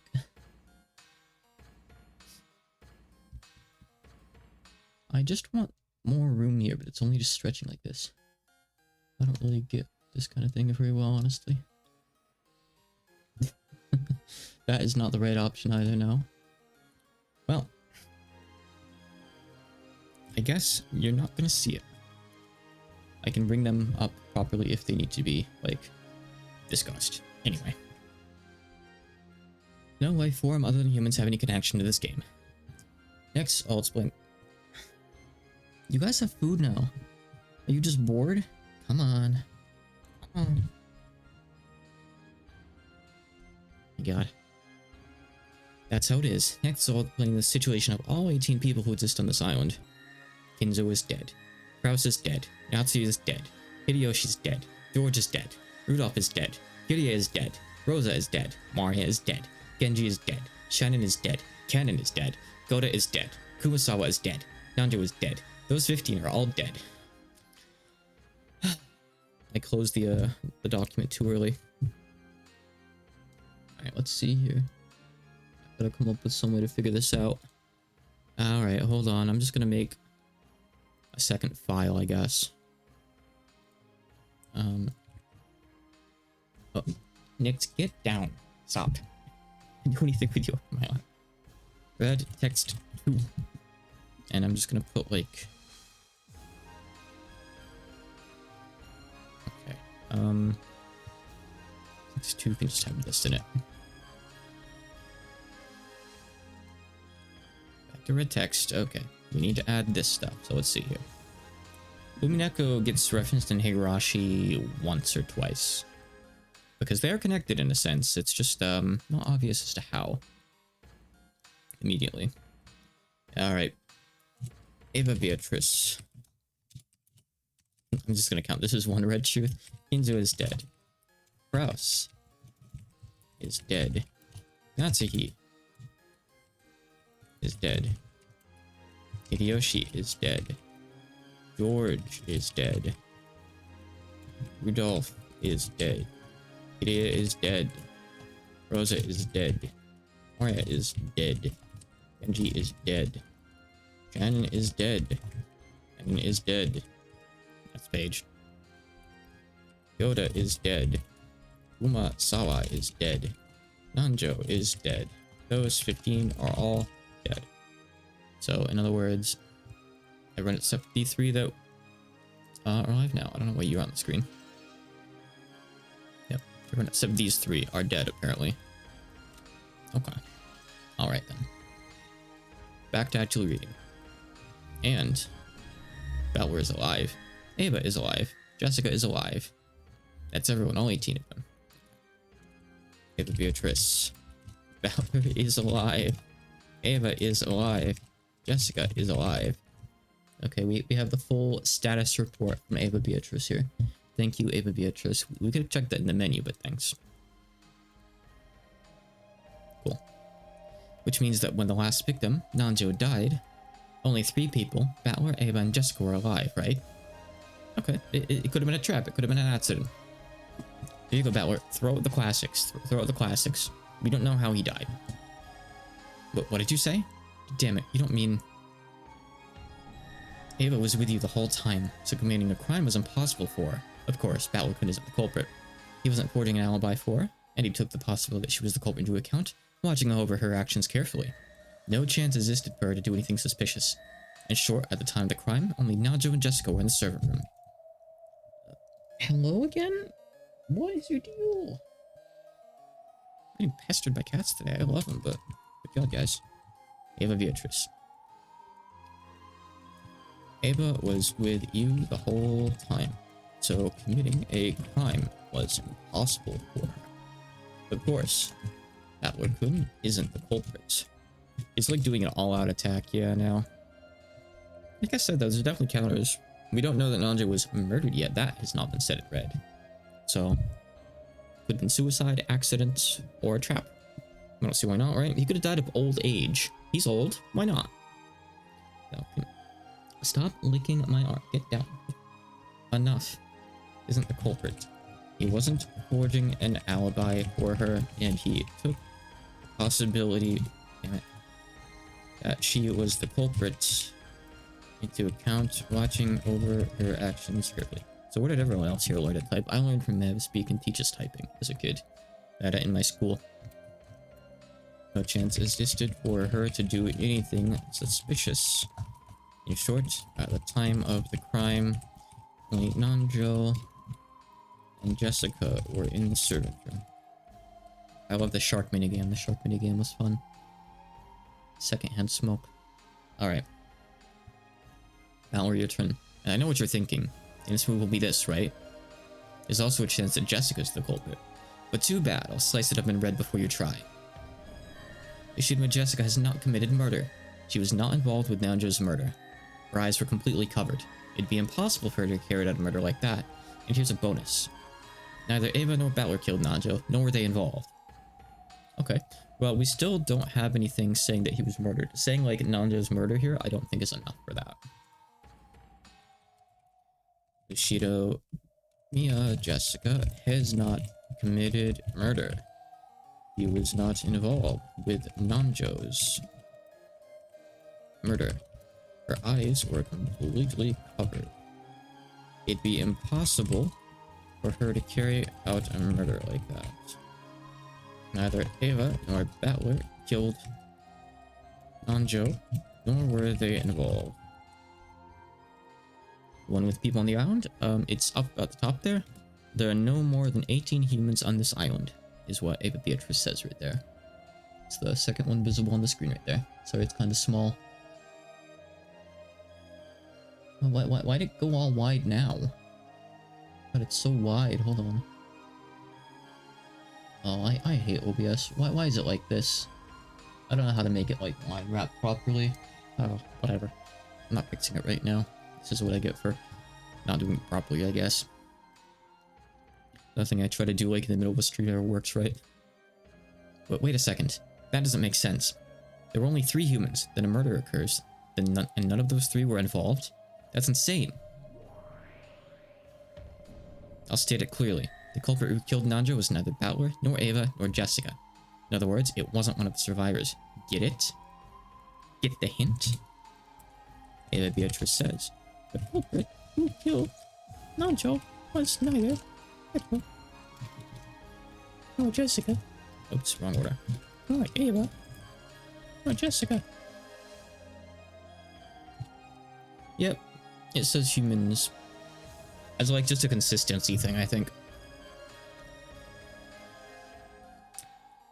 It's interesting that it says human instead of people, though, right? There may be a reason for that. I forget exactly what the like clarification is on that, but it hasn't really come up directly yet. Oh yeah, so you can see again there. Again, it goes off screen, but I added that new one. Right, move on. No, that's right. What about multiple personalities? Just like how you were originally another personality of Aunt Ava's. Let's say Jessica had another witch-like personality, which took the name of someone other than Jessica and killed Dr. Nanjo. Moron. I've already said it in red. Jessica's eyes were completely covered, and murder was impossible for her. No matter what kind of personality she was possessed by, murder cannot be carried out with her body. I wonder if you'll be satisfied if I say it this way. No actions caused by Jessica's body had any relation to or influence on the murder of Nanjo. This also applies to Battler and Ava. In other words, no matter how much you try to struggle and interpret it, neither Jessica nor Battler nor Ava is the culprit who killed Nanjo. Oh my god, she won't let me stop typing. Alright. Ava Beatrice says Jessica's eyes were completely covered, and murder was impossible for her. No actions caused by Jessica's body had any relation to or influence on the murder of Nanjo. This also applies to Battler and Ava.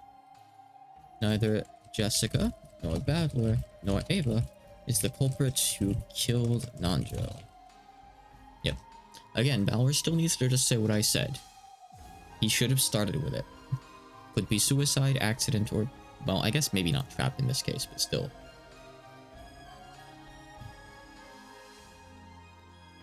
Alright. You gotta be kidding me. I mean, everyone else is definitely dead, right? Then all that's left is the Dr. Nanjo suicide theory, right?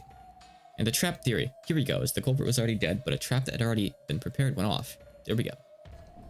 Nanjo's death was a homicide. Of course, it was with a direct method of murder, not a trap.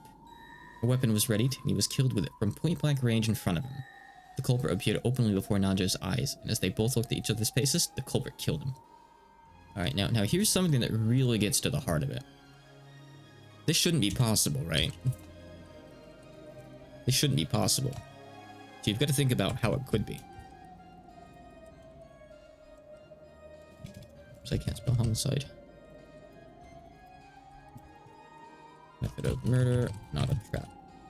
Weapon was readied, and he was killed with it from point-blank range in front of him. So I have a typo here.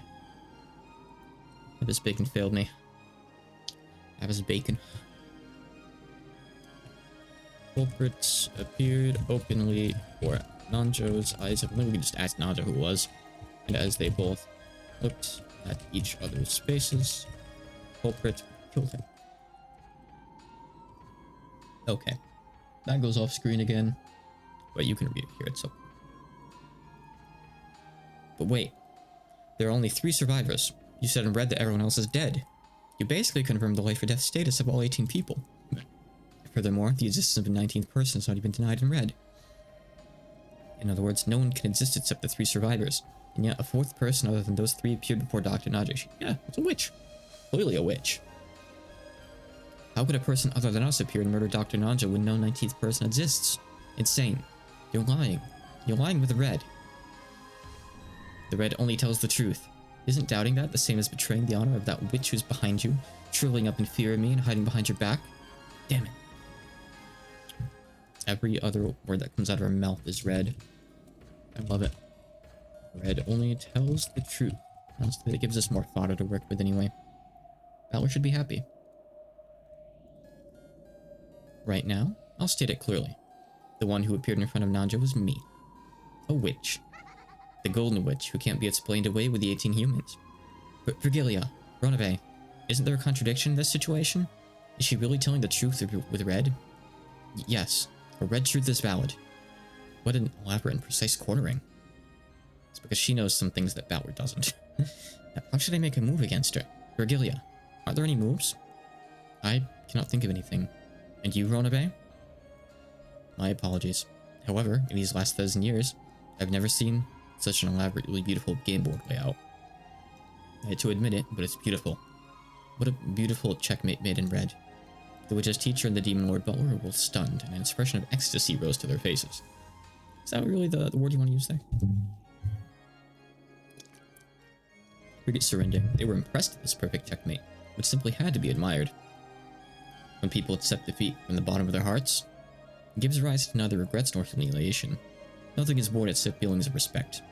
I no longer knew what was what anymore. There were absolutely no weak points in her red. She had said in red that all of 15 people had died. She had said in red that no people existed other than the 18. In other words, no more than 3 people, me, Jessica, and Anteba, existed. And even though none of those 3 people were the culprit, Dr. Najo was killed. And without a doubt, Dr. Najo's death was a homicide. He was murdered by that person openly from in front of him. And she's saying that that person is a witch? I actually kind of forget the exact technicality on how this one works.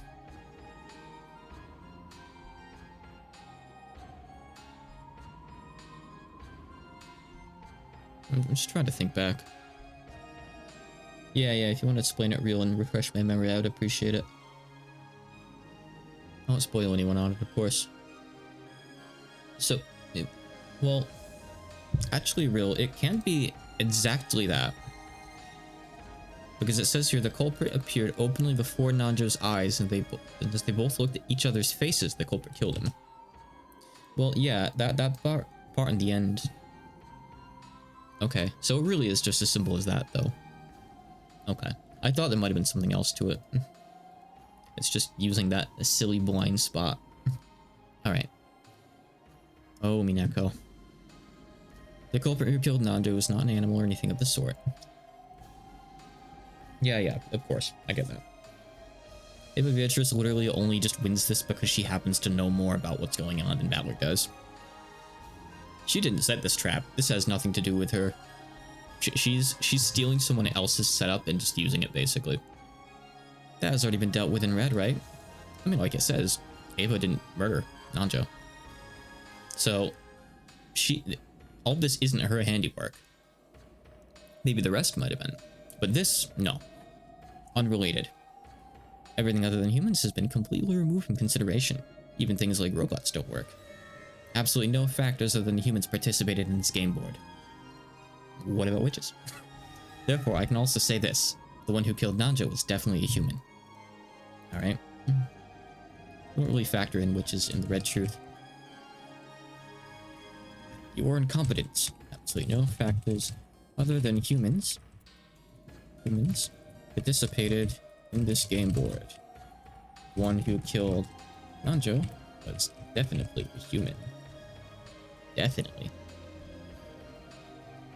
Okay. Oh my god. A human with their feet on the ground held up a weapon and killed him with it, right before his eyes. However, the human may have been able to use magic. In other words, it was a witch. Okay. We're defining witches now, huh? Ava Beatrice. A human with their feet on the ground held up a weapon, killed him with it. Oh, and killed with it, for sure. Doesn't matter. Right before his eyes. The whole 10%. Only 10%? In other words, it was me, the golden witch, Beatrice. Can't say that in red, though. Even as Battler ground his teeth, his knees hit the floor with a thunk. His soul still refused to surrender. However, his knees had already started to accept surrender. Cooey! Oh, did you kneel? That's right, you're already starting to understand. The golden witch does exist. And that golden witch, Beatrice, is me. Come on, praise me. Now praise the resurrection of a true witch. Now praise the resurrection of the golden witch, Beatrice. Resurrection. On the night twilight, the witch shall revive, and none shall be left alive. Yeah, spiderwebs are just kind of her motif. Damn it. I don't understand. After being so thoroughly immobilized by the red, I don't have a clue anymore. But Battler, don't lose heart. You and I promised that we would fight each other once again, right? Will you surrender here? Will you disappear in a place like this before fighting with me again? Well, Beatrice, you sure is not going to help. She knows the truth behind this, by the way. But she's not going to tell him. I don't want to break that promise. However, I can't think of any move to deny her. In the first place, this isn't even a puzzle. Nothing exists outside the suspects, and all the suspects are innocent. Maybe I spoiled something by saying that, but it's okay. You don't really know what it means. I was told that they were innocent in red, right? That it was also a real homicide, the culprit was human, and that they did appear before Dr. Nando's eyes and kill him. I give up. There's nothing I can do. Please, Battler, don't give up. Don't lose heart. If you stop thinking, it automatically becomes your loss. I'm begging you, don't lose heart. I'm also cheering you on, so don't lose. I can't think of anything anymore. I find myself thinking she's gotta be a witch, who must have done it with magic, which makes all thinking pointless. It's useless. My head hurts. My brain's tired. I'm starting to think that thinking's pointless, so I should just stop. Battler, listen. In the game of chess, both sides do all they can to make the other lose, so a single game takes a long period of time. However, if one side throws away victory from the beginning and makes moves harmful to themselves, the game can end in the blink of an eye. That is called a fool's mate. A fool's mate is, simply put, a strange way of playing chess, in which the fastest methods of losing are considered. Opening the area in front of your own king and inviting the opponent's queen in. Even though the average game time in chess is several hours, a game can be resolved in a scant 4 moves. I've had that happen. In high school, I had, like, a total dickhead use that one opening on me that, like, is essentially an instant win if you don't know about it. I don't remember how it works, but there is, like, a stupid, essentially cheese strat that you can do to just win chess immediately. It's essentially, like, knowing the solution to tic-tac-toe, basically. But, of course, you can fight against it. In other words, if both sides try to win in a fight, they are compelled to take a painfully long period of time. But if one side decides to lose, the game can be ended far too easily at any time.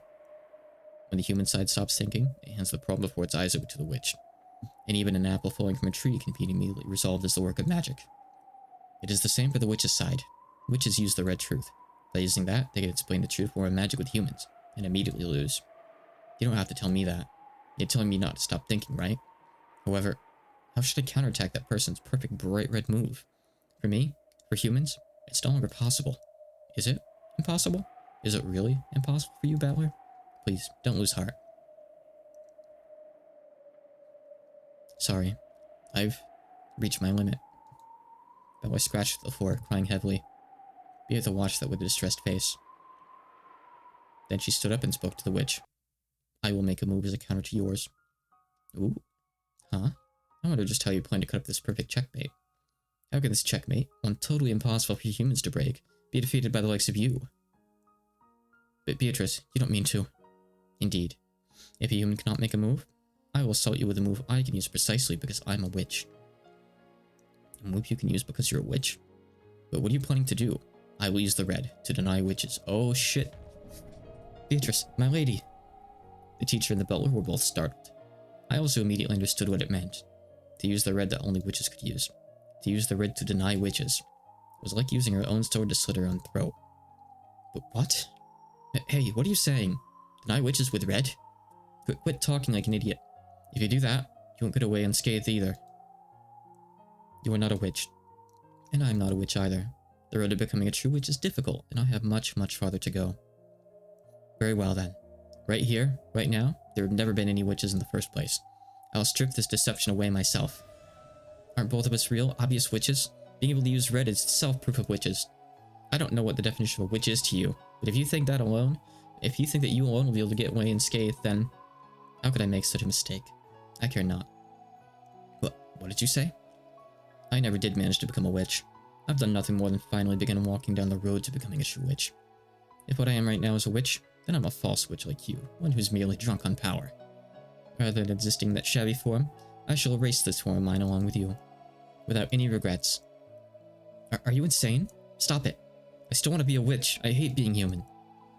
Witch-sama, please return to your seat. Please, receive the human sides counter from your seat. What are you doing? Let go of me. Don't let that woman use the red. Make her stop. Let go. As the witch stood from her seat and tried to spring upon Beato, Unai pressed down on both of her shoulders, forcing her back into her seat. And even after that, he didn't remove his hands from their shoulders. Alright, Izu. Have a good night. Denying witches was the same thing as denying magic. That included demons such as Runabe. However, instead of running away, Runabe chose to act as the facilitator for the game, and to carry out that duty for his master's sake. Beatrice, you have no regrets, right? That's my line. Sorry, teacher. Even though you taught me so much about fun magic and magic that brings happiness, I wasn't able to use it well at all. So, I'll study from square one and start over again. I'm truly sorry that you had to suffer for your stupid disciple's misconduct. I had a good disciple in the very end. Go, do what you believe in. I don't have a clue what you guys are talking about, but I do understand one thing, and I can say this. Beato, I don't know what you're trying to do, but stop trying to do it. You have no moves, but I have one. If we let that move get away, she will be revived as a witch in the true sense, and this time, she will control this whole island. All nightmares will be hers to do with as she pleases, and this island will fall into the deepest hell of evil, which is repeating delusions for all eternity. Can you permit that? Don't you care if your dear relatives are toyed with for all eternity in that witch's nightmare? I mean, it's not much different than what you're doing. Still, you shouldn't have to sacrifice yourself. This is a game between me and her. You shouldn't have to make your move and sacrifice yourself. I'll think of something. I'll surely think of a miraculous move. So don't rush into it. Damn it. I'll definitely think of one, so don't rush into it. That literally cannot figure this out. He's lacking in information. This game is cruel. The time limit for your consideration has already run out. I am now the only one who can do it. Calm yourself, Battler. I'll defeat her. I'll defeat that cruel witch with my own hands. But wait, Beato, stop it, quit it. There's absolutely no need for you to sacrifice yourself. Aren't you fighting to deny me? What a strange person. Haha. Let that child do as she likes, and please, watch her until the end. But... Battler, there's only one thing I ask. Would you cover your ears? My ears? Why? Starting now, I'll deny witches in red. I'll slice up the game board that she has laid out with her red. By doing that, I will probably lose my form as a witch as well. If you also hear the red truth I speak, you will understand my true form. If you alone cover your ears, that truth will not change at all. However, even so, I want you alone to cover your ears. I at least want to be a witch in your eyes. Please. Beatrice-sama, there are no problems on the witch side. Please, your move. Let go. I won't let you get away with this either, okay? She's insane. Do you plan on dying and taking us with you? Stop it, don't deny it. Stop it. How unsightly for a golden witch. Okay, are you ready? I will remove your check in Battler's stead. What happened on that chessboard where 15 died and only 3 remained? Starting now, I will expose it in red. By the way, it's good practice where, like, if you're going to use 2-digit numbers and 1-digit numbers, it doesn't matter whether you write them both in digits or in letters, but you should be consistent in the same sentence. It's typical, like, good writing practice from what I've been told. It's what I try to follow. Bad, bad, bad. With that red truth, I will pierce and kill both fake witches. Beato turned around and smiled at Battler. Most likely, no one would believe that the witch who had gone to the limits of cruelty would try to leave a smile as the last expression she showed Battler. That smile signified her last wish, that she wanted him to cover his ears. The 9 witches in red was the same as knowing her shabby form. Battler put both of his hands against his ears. To protect her final bit of honor as a witch, he put his hands against the ears, rejecting the truth. In a sense, real, yeah, but if you're gonna... If there's something... Yeah, I agree with that. If there's only one kind in there. Actually, what do you mean write it out? No, usually what I do, if it's under 10, or if it's 10, I'll write it with letters. If it's above 10, I'll write it in numbers. But if there's both in there, then you need to, like, respect whichever rule you're going with. Like, if there's both present, you want to stick with one side, at least, no matter which one you're going to do. It really depends on the context. If it's something like an RPG, like a video game, it can be good to have it in numbers. No, I don't like having both in the same line. It's not good, in my opinion. And he howled, so that not even a bit of what she was saying would slip into his ears. After that was a world where Battler could hear nothing. Beata was saying something in red. Even the evil witch... Hey, don't knock that off. He'll just move his tail around. Even the evil witch covered her ears at those bitter contents. That was the red truth. Words of power. Words that denied her own existence. Unique words that only witches could use, which denied witches. Beato spoke. With the red truth, she cut up the bright red game board that the witch had released. But we're not going to know what she said. We're not allowed to, unfortunately. It'd be spoilers. She explained difficult problems that could not be solved by humans, with moves that could only be solved by witches, and began cornering the witch. The truth that Battler was not permitted to hear. If Battler had broken his promise and sneakily eavesdropped, in an instant, Battler would have probably been able to become the victor in his game with Beato.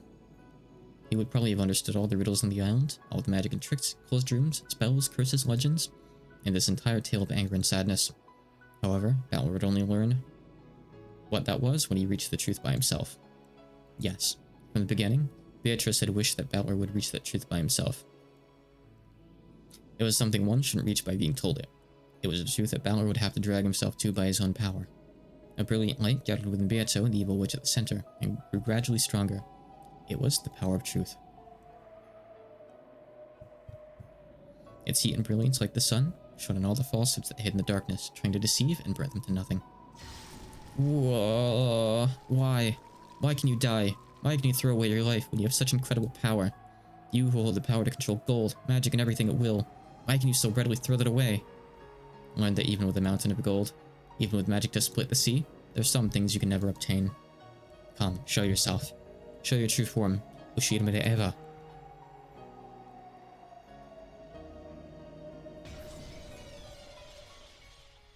Back to the real world again.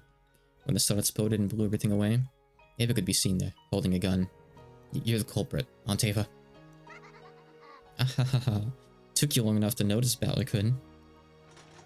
Oh. Love that pace. Without any hesitation or mercy, Eva raised her gun and pulled the trigger. Oh yeah, if there's a CG for it, send it over. I'd love to show it. As an explosive sound rang out, Battler's heart was shot through and he fell to the floor. After going into convulsions for a short time, with blood dripping from his mouth, Balor died.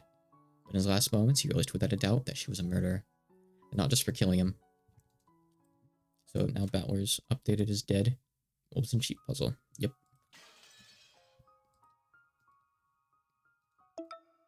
I like this one. It's pretty good. I do like the blind guys that she had in the VN though. But also, it's still pretty nice. I will admit. Very good. So is the spiderweb back there too. There have been many murders, and I don't have a clue how they were carried out. However, all my ears were covered. Beato exposed all of them with the red, blasting away all magic. In other words, even though I didn't understand it, was that nothing more or less than proof that magic can all be explained with humans? Beato made me cover my ears, so I myself don't know the whole truth. However, now that it's been denied in red, I can see one fact which is extremely unfair for us. That it is possible to deny all magic. So in other words, no, I must not think of that. If I do, then the time I spent covering my ears would be made pointless. If I'm going to regret, I can only regret my own actions. If at that time, I'd thought of some move to spin things around and counter the witch's final move, there would have been no need for Beato to sacrifice herself. It was my own worthlessness that brought about this conclusion. It would be way too hard for Balor to figure things out right now. There's too many questions, too many things to still solve, basically. So it's really not feasible at all.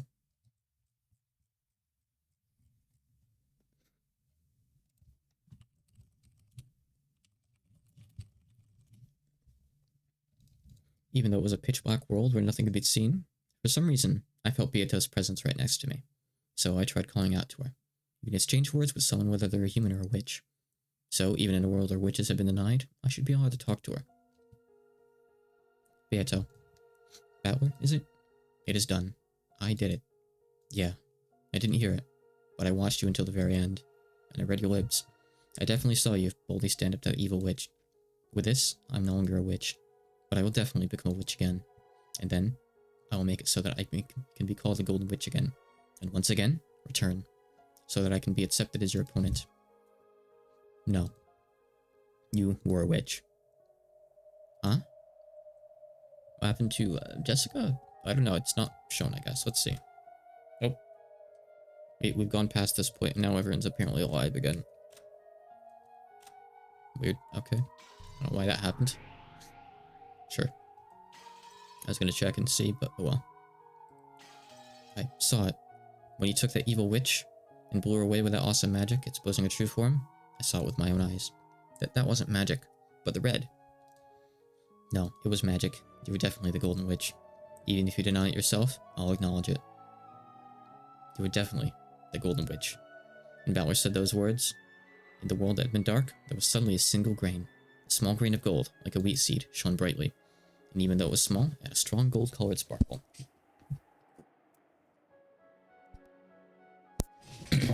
We're finally close to the end now, but there's still the tea parties. God. I know what's coming up next, I think. Then, it shone on the two of them, sitting with their backs together. So, they each became aware of their own form. They did not exist only as consciousness. They became aware that they had bodies and definitely existed. No, perhaps we should say that they had each been given an existence called a body. When Balor looked at his own form, checking something here, he wasn't that surprised. But when Beata looked at her own form, she was a little startled. From Balor's perspective, she looked just like normal. But for a short while, she was surprised by that form. What is going on? The sparkle from that grain of light is slowly getting stronger. That grain of wheat was no longer simply gold-colored, but was like the light of the sun. Then, it softly began to approach Beato's chest. And that grain of the sun was sucked inside her chest. Can't hold my face.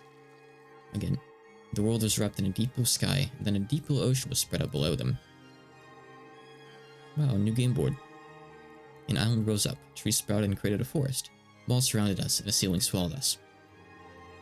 And it was adorned with more and more things, made to be like the hall in the Yoshida mansion.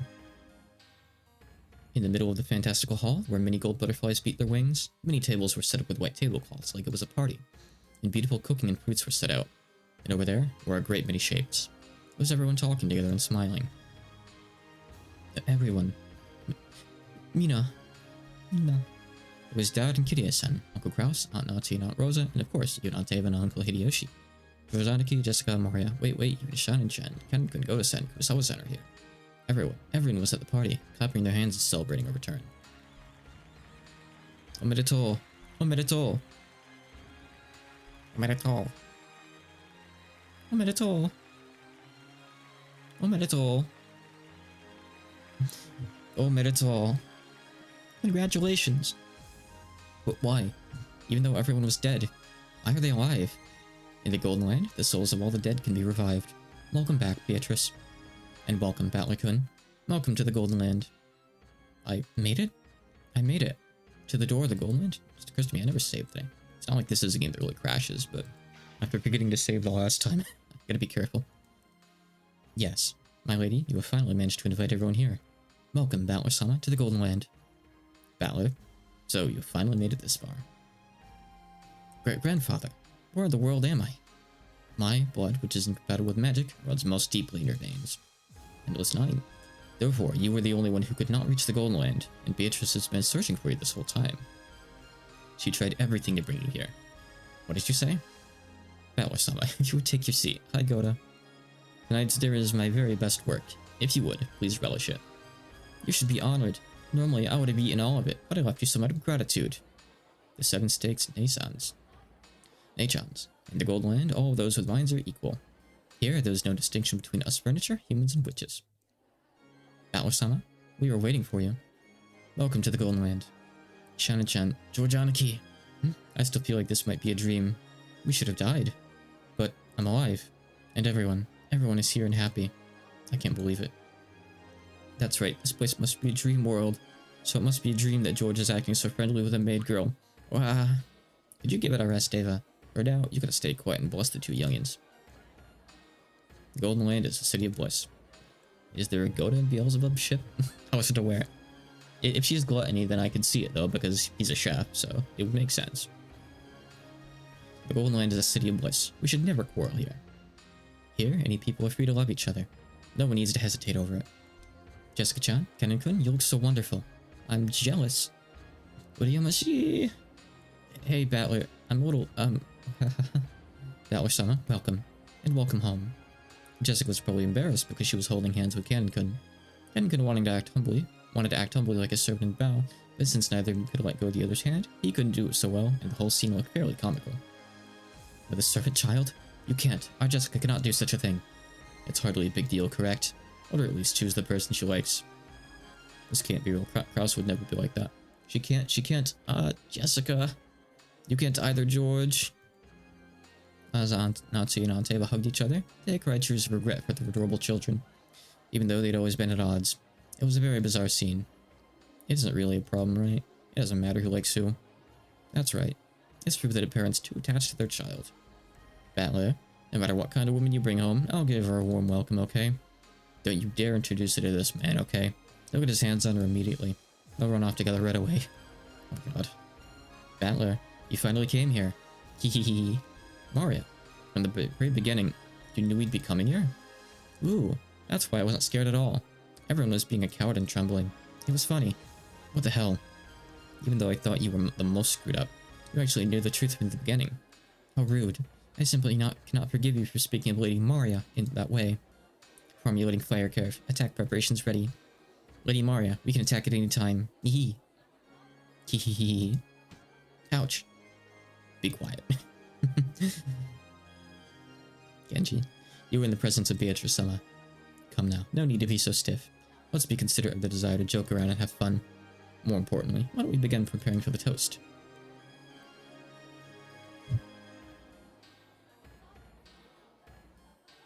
I see.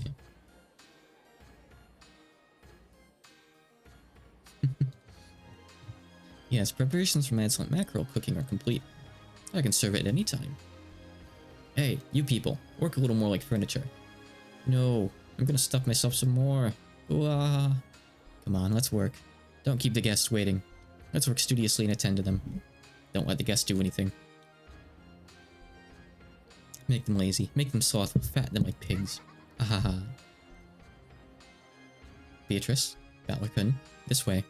Grandfather and Virgilia were standing on the landing at the top of the staircase, beckoning to us. Beato and I turned our heads to see what was going on, and climbed the stairs together. In the hall, it looked like a very high stage. A small table had been set up there, as well as a piece of parchment and an old-fashioned quill pen. I saw that strange magical characters in Japanese were written side by side. And below it, many names were written. There were 17 of them. Grandfather was the first, and everyone's names had been signed all over it. The people who arrived at the Golden Land probably signed this one after another. Claire, now that you are here, everyone is gathered. Listen carefully. The Golden Land is not a world supported by the power of magic alone. The cooperation and approval of all humans who receive happiness here is required. For that sake, we must gather the signatures of everyone here. Last time, the door to the Golden Land was finally opened, but you refused to sign. Although you probably don't remember it.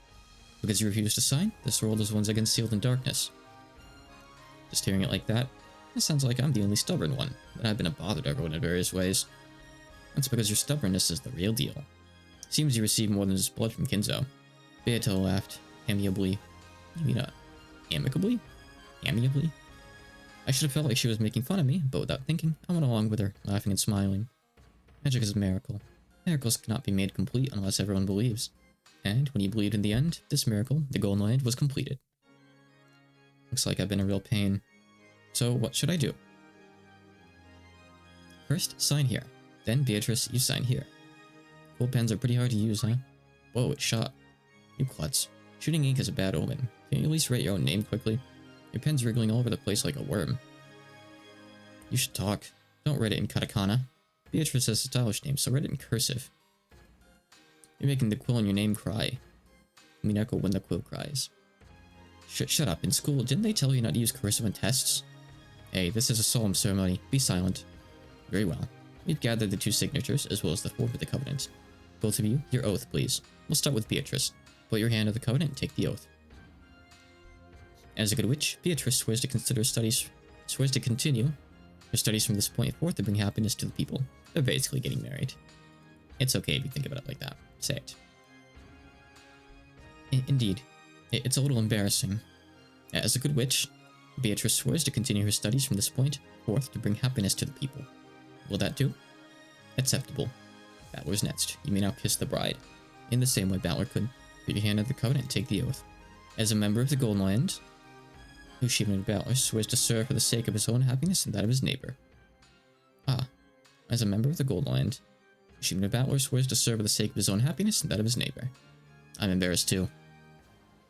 Listen everyone, here and now we've gathered the oaths of all 18 humans who accept the Golden Land. When Kinzo proclaimed that, everyone applauded at once, praising us. Since I'd been the only stubborn one and had just been a pain, I felt a little bad about being the most celebrated one. And with that, in accordance with the ancient rites, we asked Battlerkun, the last to make the oath, to sign the invitation to the Golden Land. This is something that invites the Golden Witch, Beatrice, to the Golden Land. The Golden Land welcomes the Golden Witch through a consensus of those who have acknowledged it and becomes complete. Battler, I will read it out loud. Listen carefully. The 18 of us accept Beatrice as the Golden Witch and welcome her to the Golden Land. What's going on with you? You won't be invited unless I send an invitation? That does seem to be the ceremony. Feels stiff even to me. Why don't we end it quickly? I've been so hungry for a while now. Come to think of it, I've been pecking at canned food and haven't eaten anything good. Let's quickly finish this signing. What's this? I acknowledge you as a witch. Huh? That's pretty simple. Damn you, grandfather, exaggerating it so much. Come on, quickly. Sign, right here. Huh? Quickly, sign. With slightly weird and uncomfortable smiles, the 2 of them started demanding that I sign. At that time, an incredible sound like that of a glass window breaking reverberated through the hall, and the bustling tumult faded back into complete silence. I dropped the quill pen and turned around, trying to see what had happened. Here it is. When I did, where'd she come from? A human who clearly hadn't been there a short while ago was in the very center of the hall, looking up at us. Who's that? A girl? She's probably about the same age as Jessica and me.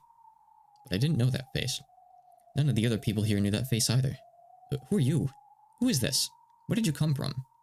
Those who without invitations are not needed at my party. Servants, kick her out. As you command. Surround her.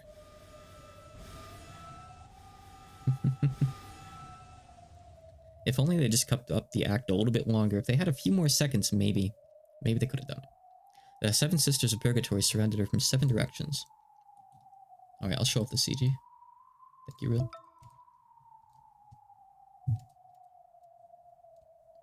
Here's the CG of this mysterious girl's appearance. Taking up magic blades through purple curves and blocking her. Goats. And from out of nowhere, shuffling goat-head servants appeared in great numbers, surrounding that girl. On top of that, the Jester sister stood in front of Beato like a wall, holding a golden bow and pulling back the bowstring. This part's pretty cool in the anime. But the girl didn't move at all. On the contrary, she was still staring at us on the landing, as though she didn't mind at all. Who was she looking at? Beato? Grandfather? Could it be me? Yes. The girl was staring straight into my eyes, glaring.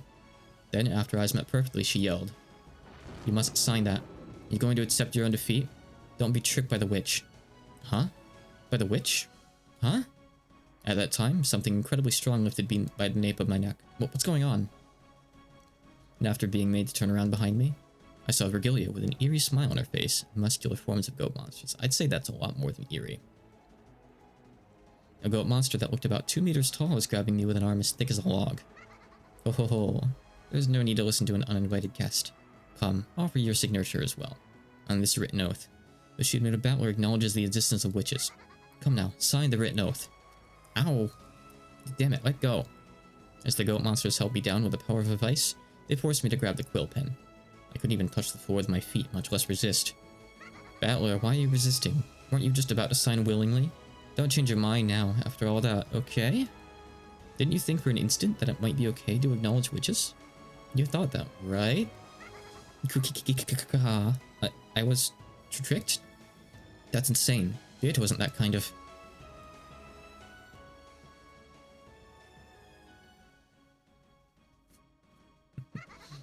Yeah. Sorry, Battler. I am that kind of person.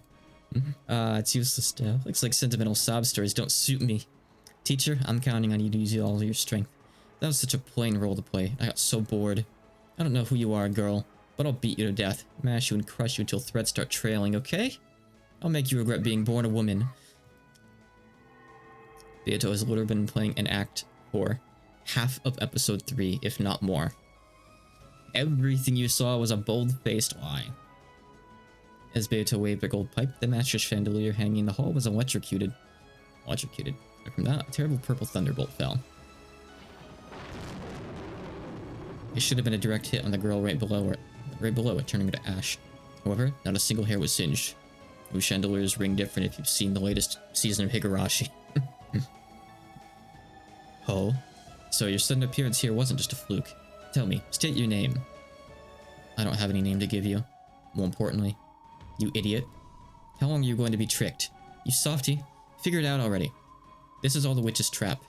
Those words are aimed at me. This is all the witch's trap, she says? That can't be. Beato reformed and swore to become a good witch. Beato, all this about traps. It's a lie, right? Please, tell me it's a lie. Sorry, Battler. It was pretty fun. Sure, I just did what teacher told me. Look how great it turned out. Apparently, if you start out all hostile and needlessly brutal, then turn incompetent and soft at just the right moment, you can spark a huge bump on your affection meter, right? I've heard villains who start all lovey-dovey and then freak the shit out. Freak the shit out. All the rage these days, right? True, true. Even I've studied a bunch of those manga, anime, and galge that have been so popular lately, you see. And for you, just as expected, it was tears please, and you're down. Yeah, idiot. What a truly simple person. I'll call this the North Wind and the Sun strategy. That's not... Damn you, you bastard. How could you trick me? How could you do this? Yes, that expression suits you the most. That caring expression of yours really doesn't suit me, after all. You were incompetent. It made my back itch, and I was frantically trying not to let it get to me. Too bad, witches never reform. You take care of the signature, teacher. This uninvited guest is my prey. Come, you can no longer refuse to sign. Come on, look. Sign it and offer your body, your mind, and your soul. When Virgilia lifted her chin as a signal, the goat monsters, with an even more vice-like power, forced my arm to approach the parchment. Ow, these guys are trying to make me sign even if it breaks my arm.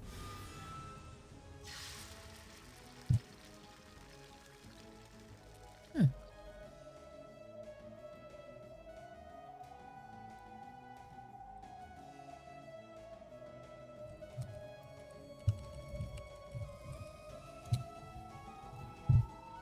Then a bright red light burst open with me at the center, knocking the witches and the goat monsters away. Did that girl save me?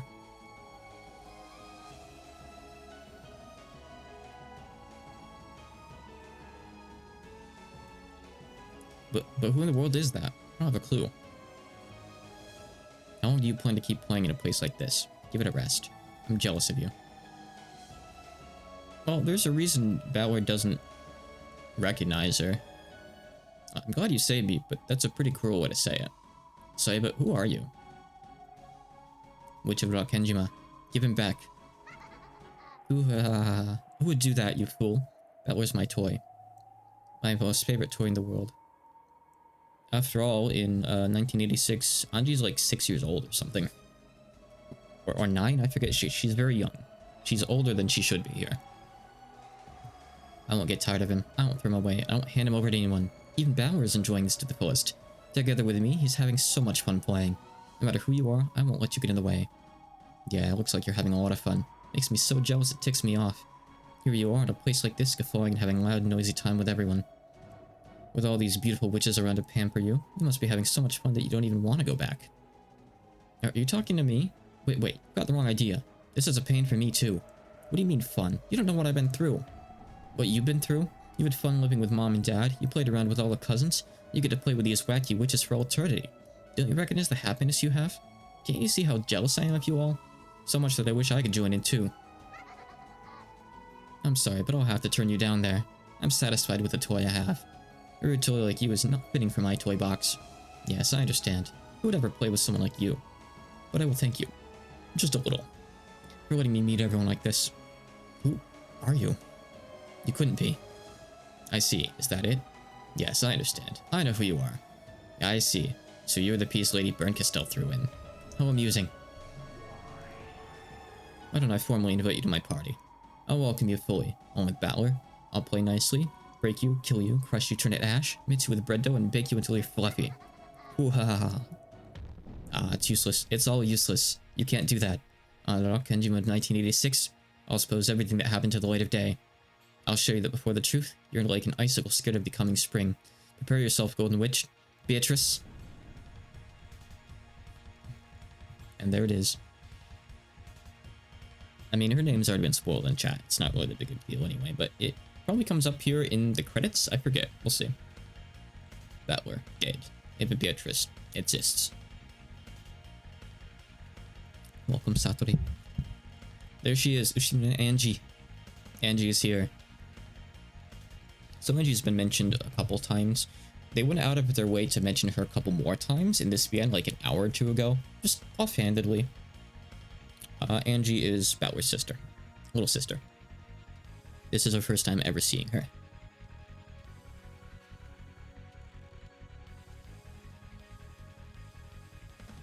I like that they mix up how the credits look every time. I don't think it's usually like in cursive like this. There's like an actual background. This isn't just like text being rendered. It's like an actual long PNG, I think. Like it's got a background and everything. This must have been fun to typeset. It actually looks kind of like a JPEG. The quality actually looks kind of shit. I don't know why. Hey, we see Goda's last name. Toshino Goda. I don't think that's ever come up, but... Yeah, actually, is that even mentioned in like his bio in game? I don't know. I know Kumasawa's like name is come up before. Weird. Came up when he first met him. Maybe. I don't know.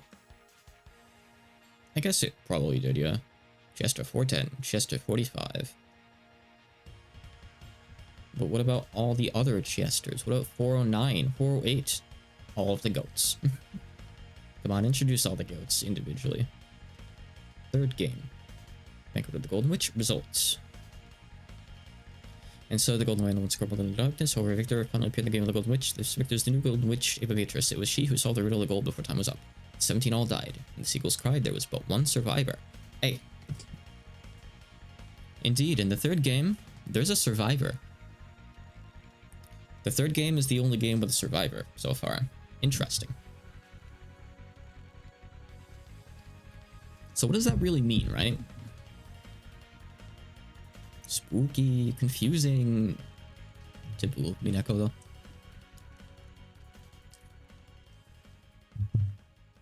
A really good swimmer.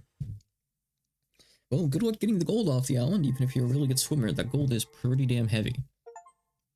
I think even just one ingot would probably be enough to make you sink to the bottom of the ocean. Alright, but we still have the tea parties left. Let's get them all out of the way. Let's finally put episode 3 to rest. It's been long enough. Why is it called Tsubasa?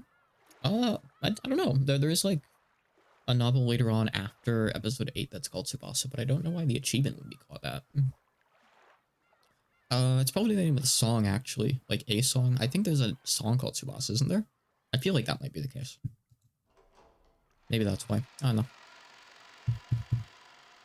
Like, in a lot of some of the achievements you get are, like, based on the name of the song, that the boss had as the theme, I think. Maybe it's just something similar here. Unsure. Ah ha ha ha. I never expected Lady Berncastell's piece to barge in at the very end. I searched all over for the place for a piece fitting for a game with you. I was sure you'd like it. What's with that piece? Who was that person? Who was it? She didn't say her name. That's mean. Hey, don't you think so too? I have a general idea. Or rather, I imagine most people would have figured it out. Most people looked at the credits. Most people? Well, I don't get it. It was that character's first appearance, wasn't it? If she doesn't say her name, I won't understand. The players won't understand. No one will understand, right? Beato, don't bother telling her. See? Isn't she a funny kid? Indeed. Lady Lambdadel, innocent airhead side is truly precious and amusing. Come on, why won't you tell only me, you meanie? In exchange, I'll teach you a special secret that only I know. So tell me. Oh? A special secret, you say? I want to hear. Bleh. If you want me to tell you, first tell me who that girl really was. The secret I know sure is awesome. After all, it's about as awesome as knowing that Santa-san is actually Daddy. Huh? But I said it. Sorry, I'll bet you're so shocked that it turned your world upside down, right? Oh. So your father was the one who came to your place, Lambda? He came? Wait, what do you mean? Lord Santa Claus only visits the homes of children with pure hearts. I guess he didn't come to your place, did he? Well, Lord Santa Claus is gracious. Unless you're a really bad scoundrel, he'll give you a present. After all, he even gave them to me. As you grow and your heart is hardened, he stops coming, doesn't he? How old were you, Beato, when he stopped coming? Indeed. He kept coming until I was about 12. When my maiden's heart awoke, I quickly got somewhat embarrassed about Lord Santa coming. After I wrote, thanks for everything, that's enough, so make sure you splurge on the last set of presents, he stopped coming. Oh, and I was looking forward to it too. How old were you when he stopped coming, Lady Berncastello? That was pretty wild. Happened fairly early. I think when I was about 9. Something about that beard really irritated me, so I ordered my futon with some sewing scissors ready, trying to cut it off. What a painful age. So, as far back as Lady Lambdadel can remember, Lord Santa Claus never came to see her, huh? Usually comes into the last year of elementary school or during middle school. Maybe we should take her to a doctor. Or that being too precocious can have negative side effects on the growth of a mind and body. Yeah, you can definitely see some of those negative side effects. Hey, what are you talking about? Blech. It truly is boisterous when 3 witches gather. If you're talking about a secret on that level, I doubt this will be worth listening to. Can I go now? I have to get ready for the next game. Hey, wait a sec. Tell me who that woman really was. Well then, tell me the special secret of yours first. If it's good enough, then I'll tell you. Oh, okay, I'll tell you, because it really is a special secret. Remember, in this game, there was a girl who found the gold and became the new witch, right? Indeed. And just what kind of secret might that person have? I figured out who that girl really is. Does anyone know? There was a hint in the way she talked. Remember, that girl said it a lot, didn't she? If only you just blah. Right? Yes, that phrase is the key point. If only? If only? If only? Yes. She was actually Ushigura Eva. What do you think? Are you shocked? Oh. Oh, I never noticed that. To think there would be a hint in a place like that. You're a real good sport, Beato. This kid tends to get full of herself, so try not to overdo it. See you. I'm leaving. Wait.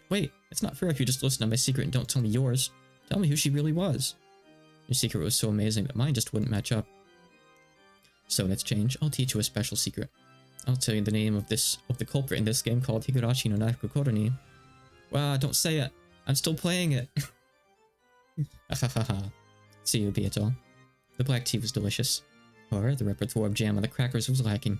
Add some gochujang chili paste every once in a while. That goes great with Russian tea. Later. Oh, I see. I shall try it. Come on, everyone by this point knows that the culprit was...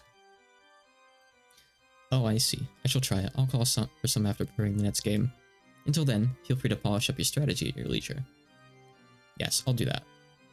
This last game was pretty interesting. It is absolutely this game's way of telling you to play Higurashi. It totally is. It's trying to make you curious. Later. I mean, Burn Castell's very existence is supposed to say, hey, go play Higurashi, maybe you'll understand why you're seeing this. Wait a sec, tell me.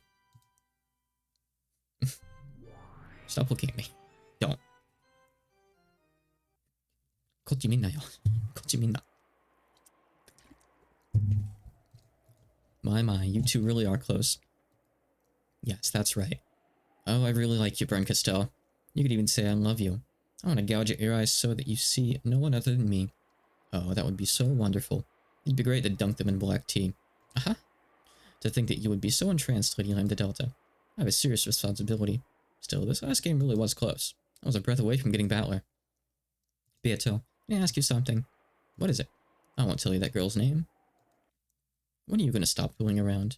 Are you even trying to win?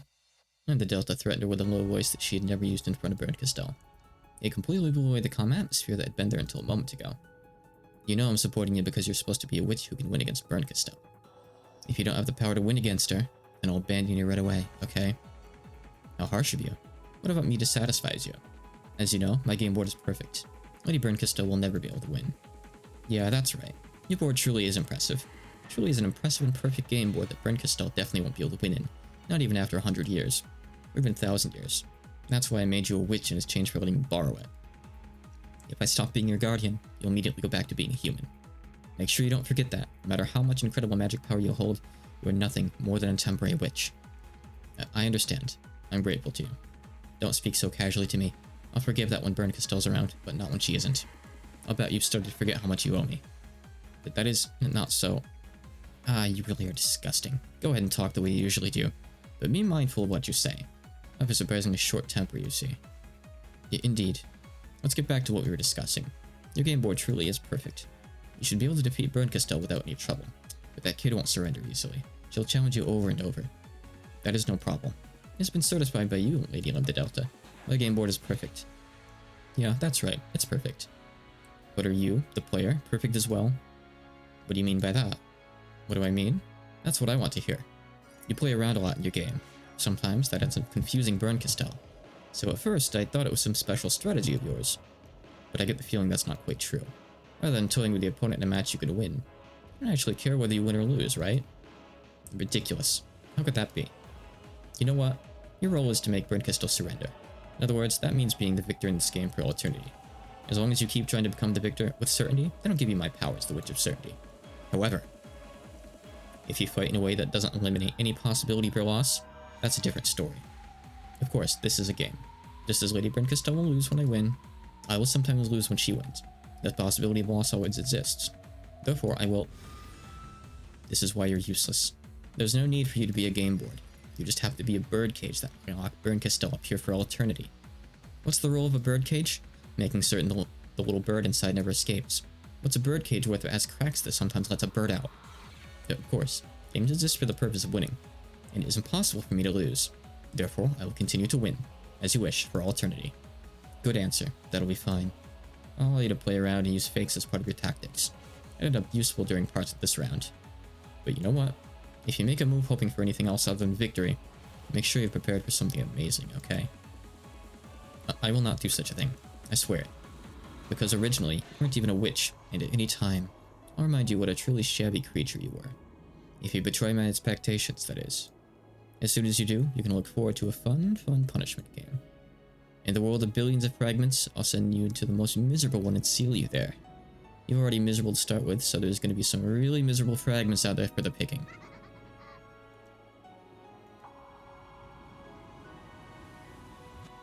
Some interesting relationships between the witches that we hadn't seen until now.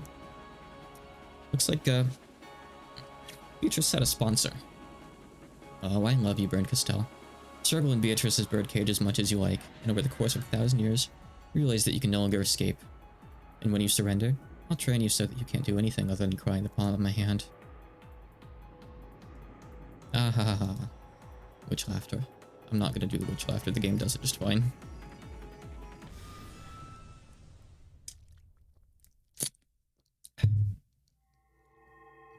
Okay, we have one more tea party. I love you forever. Okay, witch's tea party. I mean, that seemed like the witch's tea party to me. Everyone there was a witch, but sure, game. Suit yourself, call it whatever you want. Go ahead, Yukichi 7. 12 years later. Okay, this is pretty important. This is pretty important. October 4th, 1998. So, this is our first time ever flashing forward. A monotonous electric sound kept on repeating. The room was colored with hygienic tones, in other words, an emotionless white. It was a room at a certain university hospital. Neither her doctors nor the person herself had any doubts that this room, which had a price so high that no commoner could afford to spend a single night there, would be the last room she ever saw. Am I actually older than Angie? What are you talking about? Am I older than Angie? I'm 32. Yes, Angie's not 32. What kind of question is that, real? Was the person on the bed Ava? Even if someone told you that was so, she was unbelievably aged and worn out. The well-built man in a suit waiting in the corner near the door was having a whispered conversation through an intercom with someone outside. He was a guard protecting Ava's person. After telling the person on the other end of the intercom to wait, he approached Ava's bed. Ava had been awake for a short while. However, she stared at a single point in empty space, as though her mind was not in the same place. Angie-san has arrived in the lobby below. I'm just going to be saying Angie instead of Anjay, by the way. I have my limits. Should we let her pass? Oh, 44 this year. Well, yeah, I don't... Yeah, in that case, no. I'm not 45 years old, thank God, not yet. Someday. I don't want to think about that future, but someday. But I mean, Angie in this present moment in the game, yes. I'm older. She's what, like... 21 here? Is she actually? I don't know. How old was she initially? If she was 9, then she's 21 now. I'm not sure how old she was before. Was she 9 or 6? Mario was... No, Mario was the one who... How old... I don't remember ages. I don't remember ages. Whatever.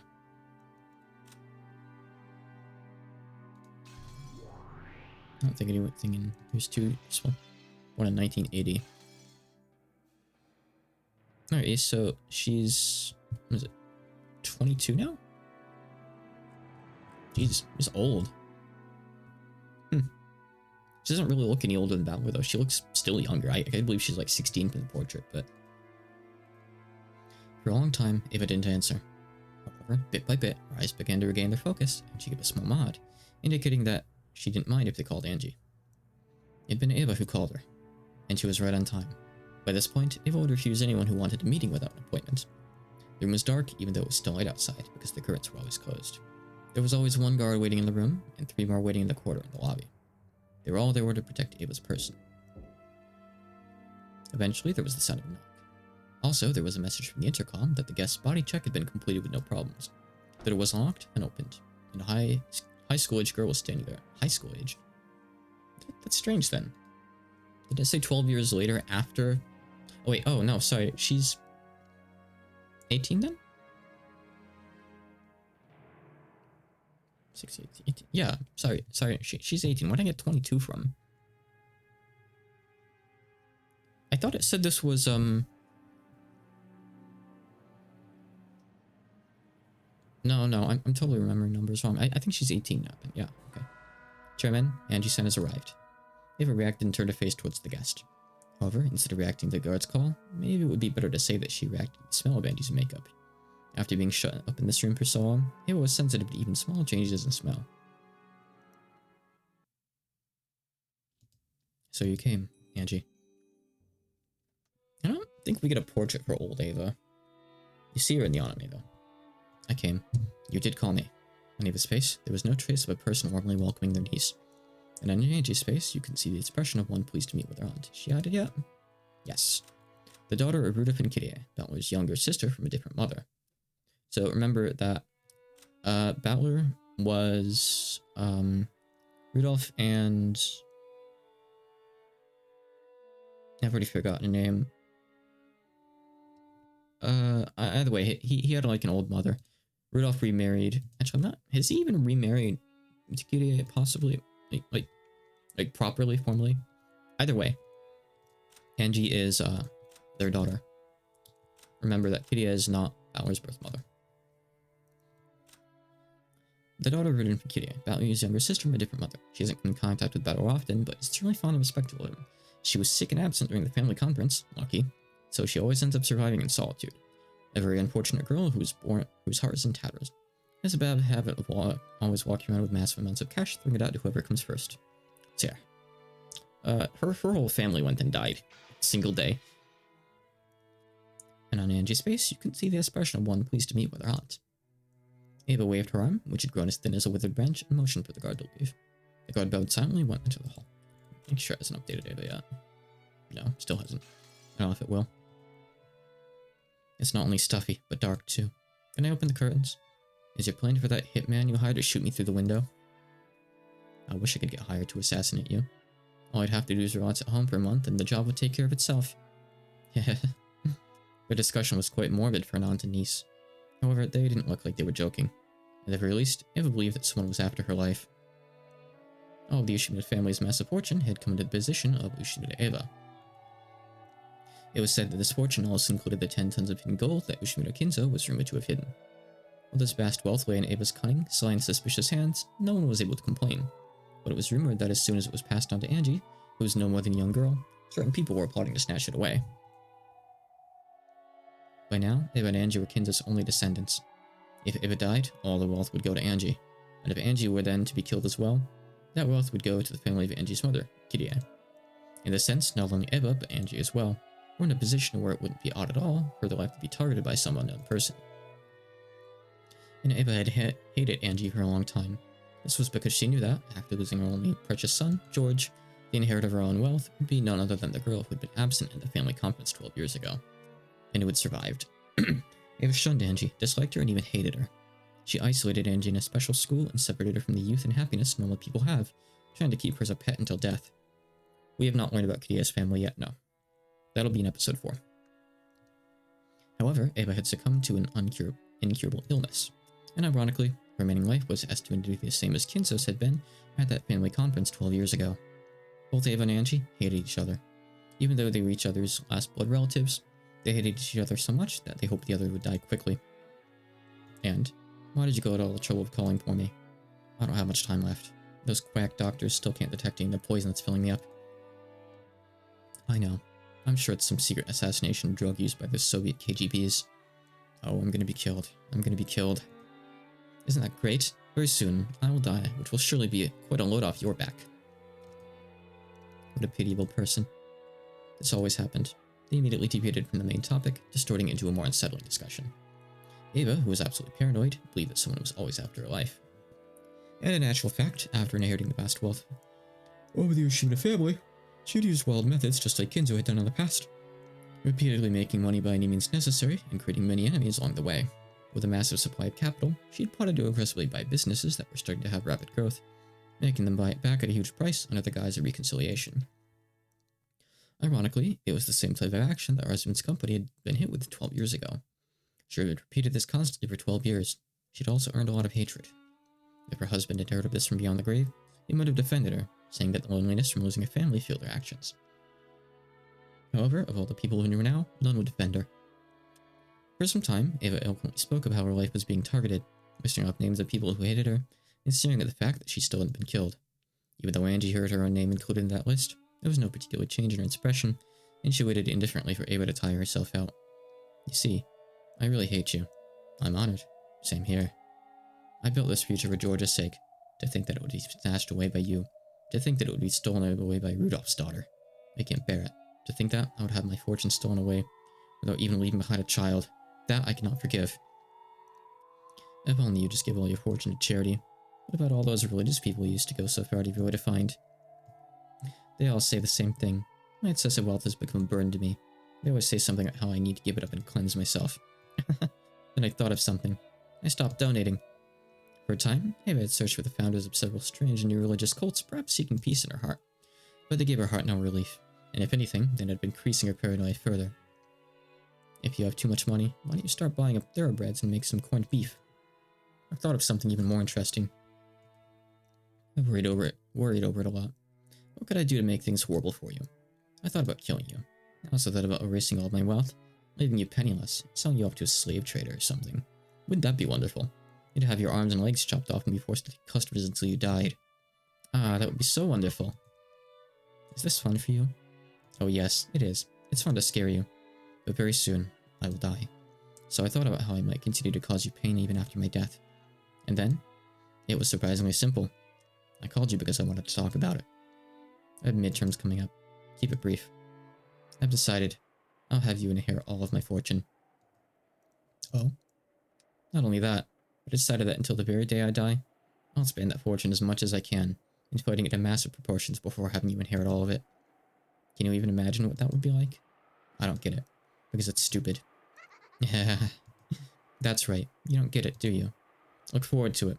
It really is fun being rich. Every day, yokai from across Japan come to play.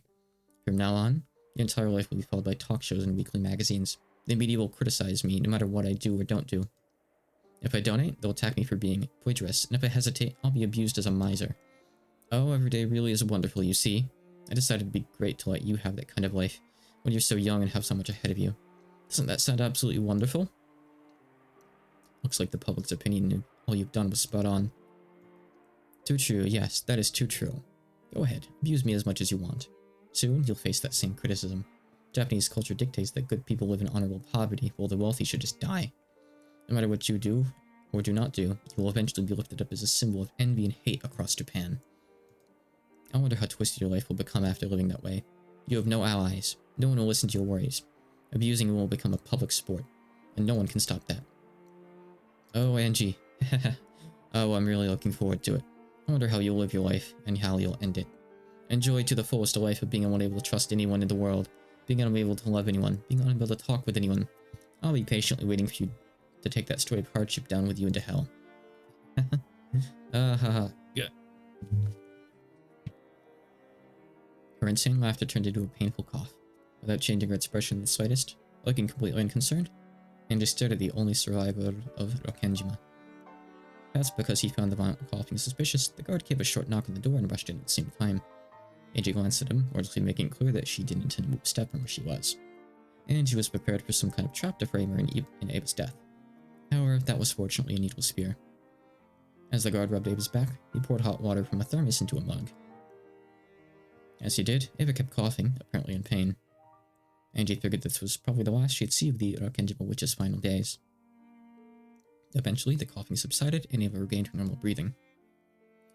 However, the glittering madness inside her eyes hadn't subsided in the slightest. Now, I will give to you that cursed mass of gold in the Ushimura headship, as well as the name of the Golden Witch, Beatrice.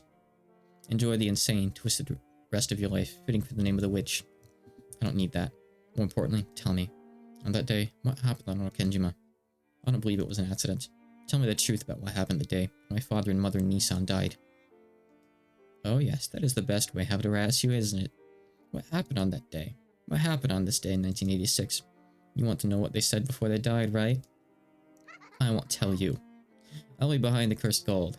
But you know what? I'll take the truth you seek with me to hell. That's the best way I can torment you. Oh, are you mad? If you want to hear it so much, try going to hell and asking your family there. In that case, you'd better die now, right now, right? If only you'd just give up and die right now. If only. That laugh continued until she started coughing again. And the cough did not subside until she started moaning and going into convulsions.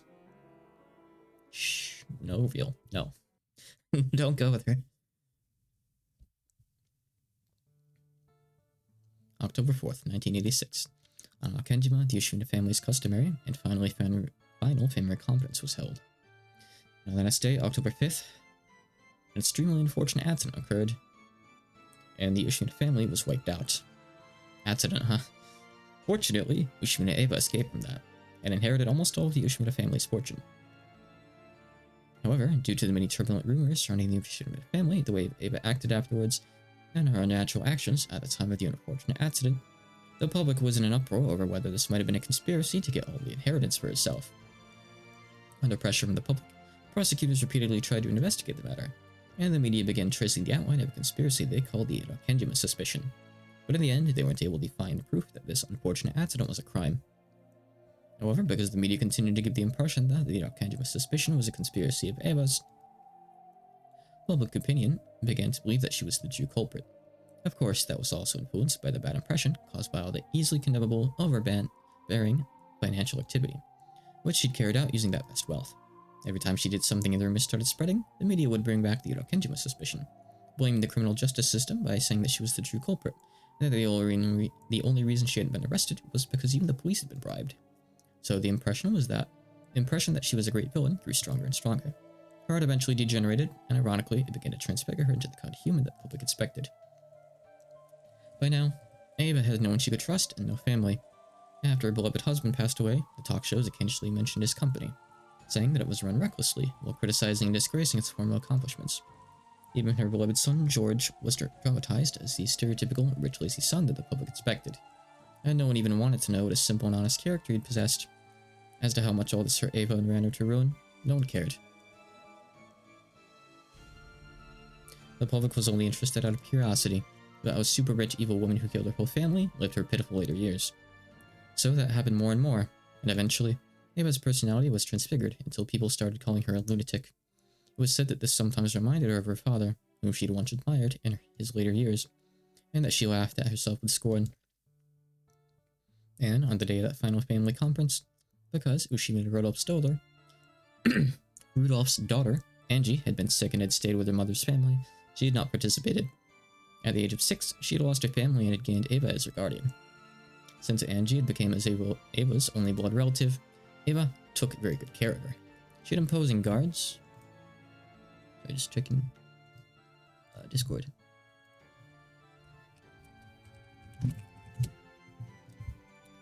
She had imposing guards surrounding Angie's person at all times to prevent her from coming to harm. Angie had even her right to play with friends, to come home from school together, and to enjoy the seasons together, stolen away, so that she can live a full and pleasant school life. Ava sent Angie to an elegant boarding school that took care of her every need, completely isolating her from the world. She didn't even know the popular songs that girls her age might hum. She was never given a chance to enjoy window shopping with her friends or stuffing her mouth with crepes, much less an encounter with a member of the opposite sex to make her heart throb. Angie did not have a single friend. If anyone carelessly acted friendly with Angie, they would be scolded by the guards, or else the teachers. All of them were strictly ordered not to let shabby humans approach the daughter of the esteemed Ushimura family. During that time, the talk shows were always mentioning Ushimura Eva, always spreading rumors about her countless financial misdeeds. Those who knew who her daughter was naturally began to keep their distance. Even now, she was called a witch at school, and any time something bad happened, even if there was no proof, it would be whispered as though it were the absolute truth, that she'd imposed her will upon the school staff. The environment makes the person. By now, she had a heart as wild as those around her feared. No one trusted her, so she never bothered to believe in anyone. No one loved her, so she never even tried to love. And when Ava caught an incurable illness on top of all this, it was whispered that this too was a conspiracy, and this time, Angie was set up as the mastermind. Everyone whispered that the daughters of witches are witches too.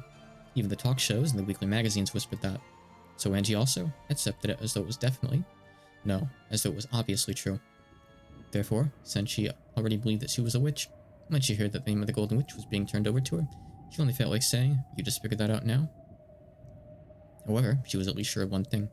This title, which that she'd inherited, would definitely never be inherited by anyone else. She would be the last head of the Ushimura family, and the last lonely Golden Witch.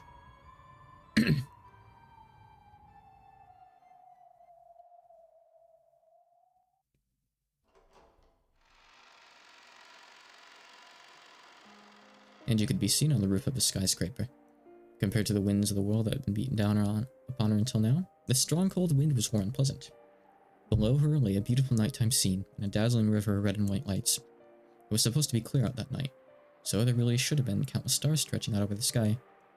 However, the light from the ground was too bright, so you couldn't see them at all. Angie couldn't help but think that what she truly saw must lie in that unseen starlight. The world of reality below her looked so far away from here.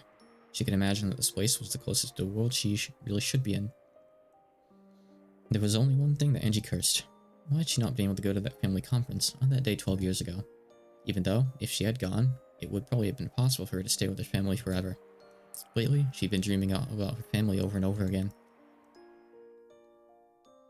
The person I was 12 years ago calls up frantically, urging them not to go to the family conference. Both Dad and Mom are too far away, and my hand won't reach them. That when Nissan always loved me a lot, and he'd always pat my head, but even though it looks like that hand's about to touch me, even it does not reach. For some reason, I started having that dream over and over. Every time I had that same dream, I uselessly tried to stretch out my hand even more forcefully, over and over and over. Even if only about when Nissan had lived. Then, perhaps we'd at least be able to support each other in my cold and lonely reality, but his hand never reaches me. Even if I climb to the roof of this tall building, I'm so far away from all of them. A mysterious girl appears in my dreams and urges me. She urges me to find the truth of what happened 12 years ago. If only I could learn everything that happened to Father and the rest of them on that day. Would they come back? At least one of them? There was no way that anyone would answer that question for. I get it. In this world, I have no family or friends. So, let's go. Let's go home. It's where my family is.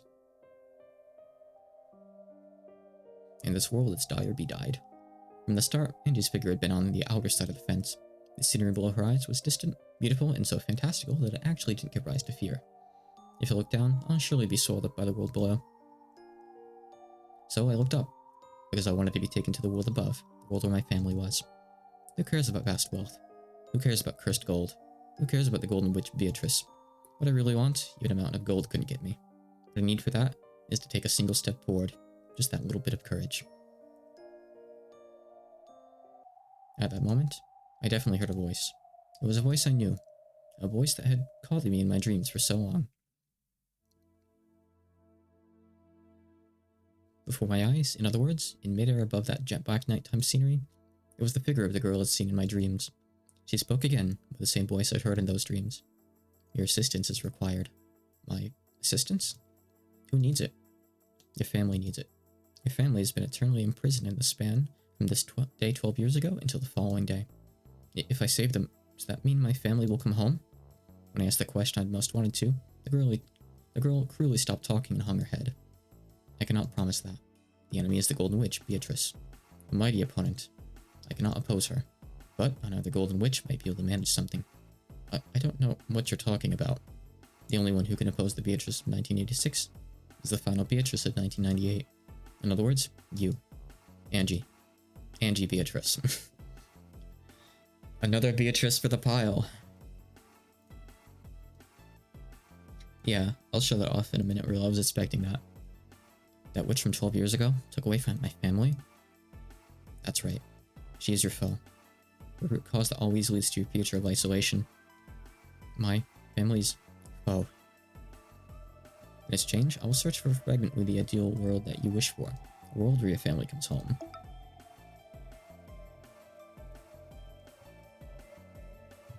I make no promises that your desire will be granted. Beatrice's game board in 1986 is quite perfect. I had planned on bringing you the ideal fragment as a present today, but I still can't find it. This is a very firm fate. I haven't seen the likes of it since the time I fought Land the Delta. I don't know what you're talking about. I'm giving you a chance for revenge. In exchange, I promise to search for and bring you the happiest resolution among the possibilities you're capable of accepting. Revenge. It may be a fruitless effort. Even if succeeding in the revenge, there's no definite proof that your family will return. Even if you manage to hit a miraculous probability, you may be able to bring one person back, if that. Angie understood the meaning of that dream. The dream where it seemed that, with just a little more stretching, her hand might be able to at least reach Baonie-san. A miraculous probability means it's still higher than 0, right? Is it 1%? Trying to read any probabilities before the result is useless, so I cannot tell you that number. But it'll definitely be slightly more likely than if I do nothing. It's way below 1%. Yes, as long as you do not throw that desire of yours away, but be prepared. It is extremely close to 0. Okay, I'll take you up on that offer. Are you sure? You probably won't be able to return here again. This isn't the world I'm supposed to be in. I'll find the world I am supposed to be in myself. Tell me your name. The Witch of Miracles, Bryn Castell. And by that name, I acknowledge you as the Golden Witch, Angie Beatrice. As of now, you are a true witch.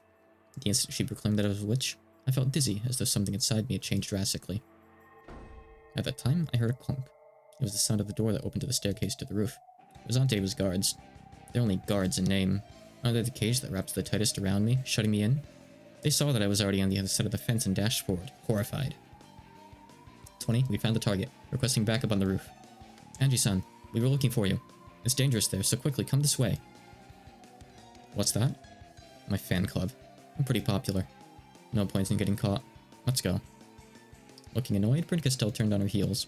In the jet black sky, watching that perfectly casual gesture, I followed her as though it was completely normal. Angie-san, wait. Don't be hasty. Look out. It's useless. It's all useless. Well then, see you again next time. It's her catchphrase. She says it in English. Please send a limo to get me, because everyone else will be there too. See you. Angie-san.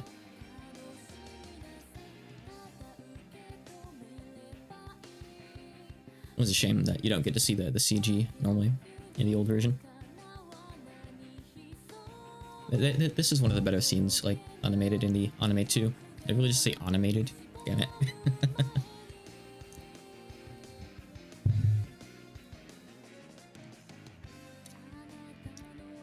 And that's it for episode 4. Sorry, 3. Episode 4, I'm gonna wait probably a couple weeks or so before starting, because it takes a while to get going, I think. It's a bit like episode 2, where there's like a big thing at the start. We're supposed to believe in reality and you just jump and everything else is our fantasy, if you want.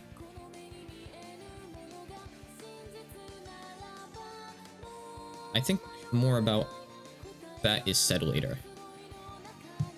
I forget if there's any red statements, though. I don't want to talk about that too much, because stuff about what happens after this is going to be talked about in episode 4 and other later days, too. The Onizuka days are back on the menu. I'm still going to do Alone in just a minute after this is done, but my plans for the rest of the week are... It is Tuesday today, right? Yeah.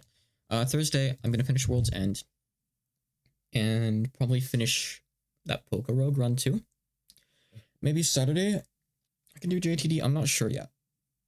I'll have to see. I'll have to see. Alright. Oof, I have hiccups. Oof.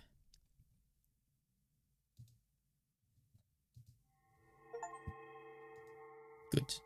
The last two should be there. Oh, that came up like on my desktop, but not in the window, funny enough. Alright.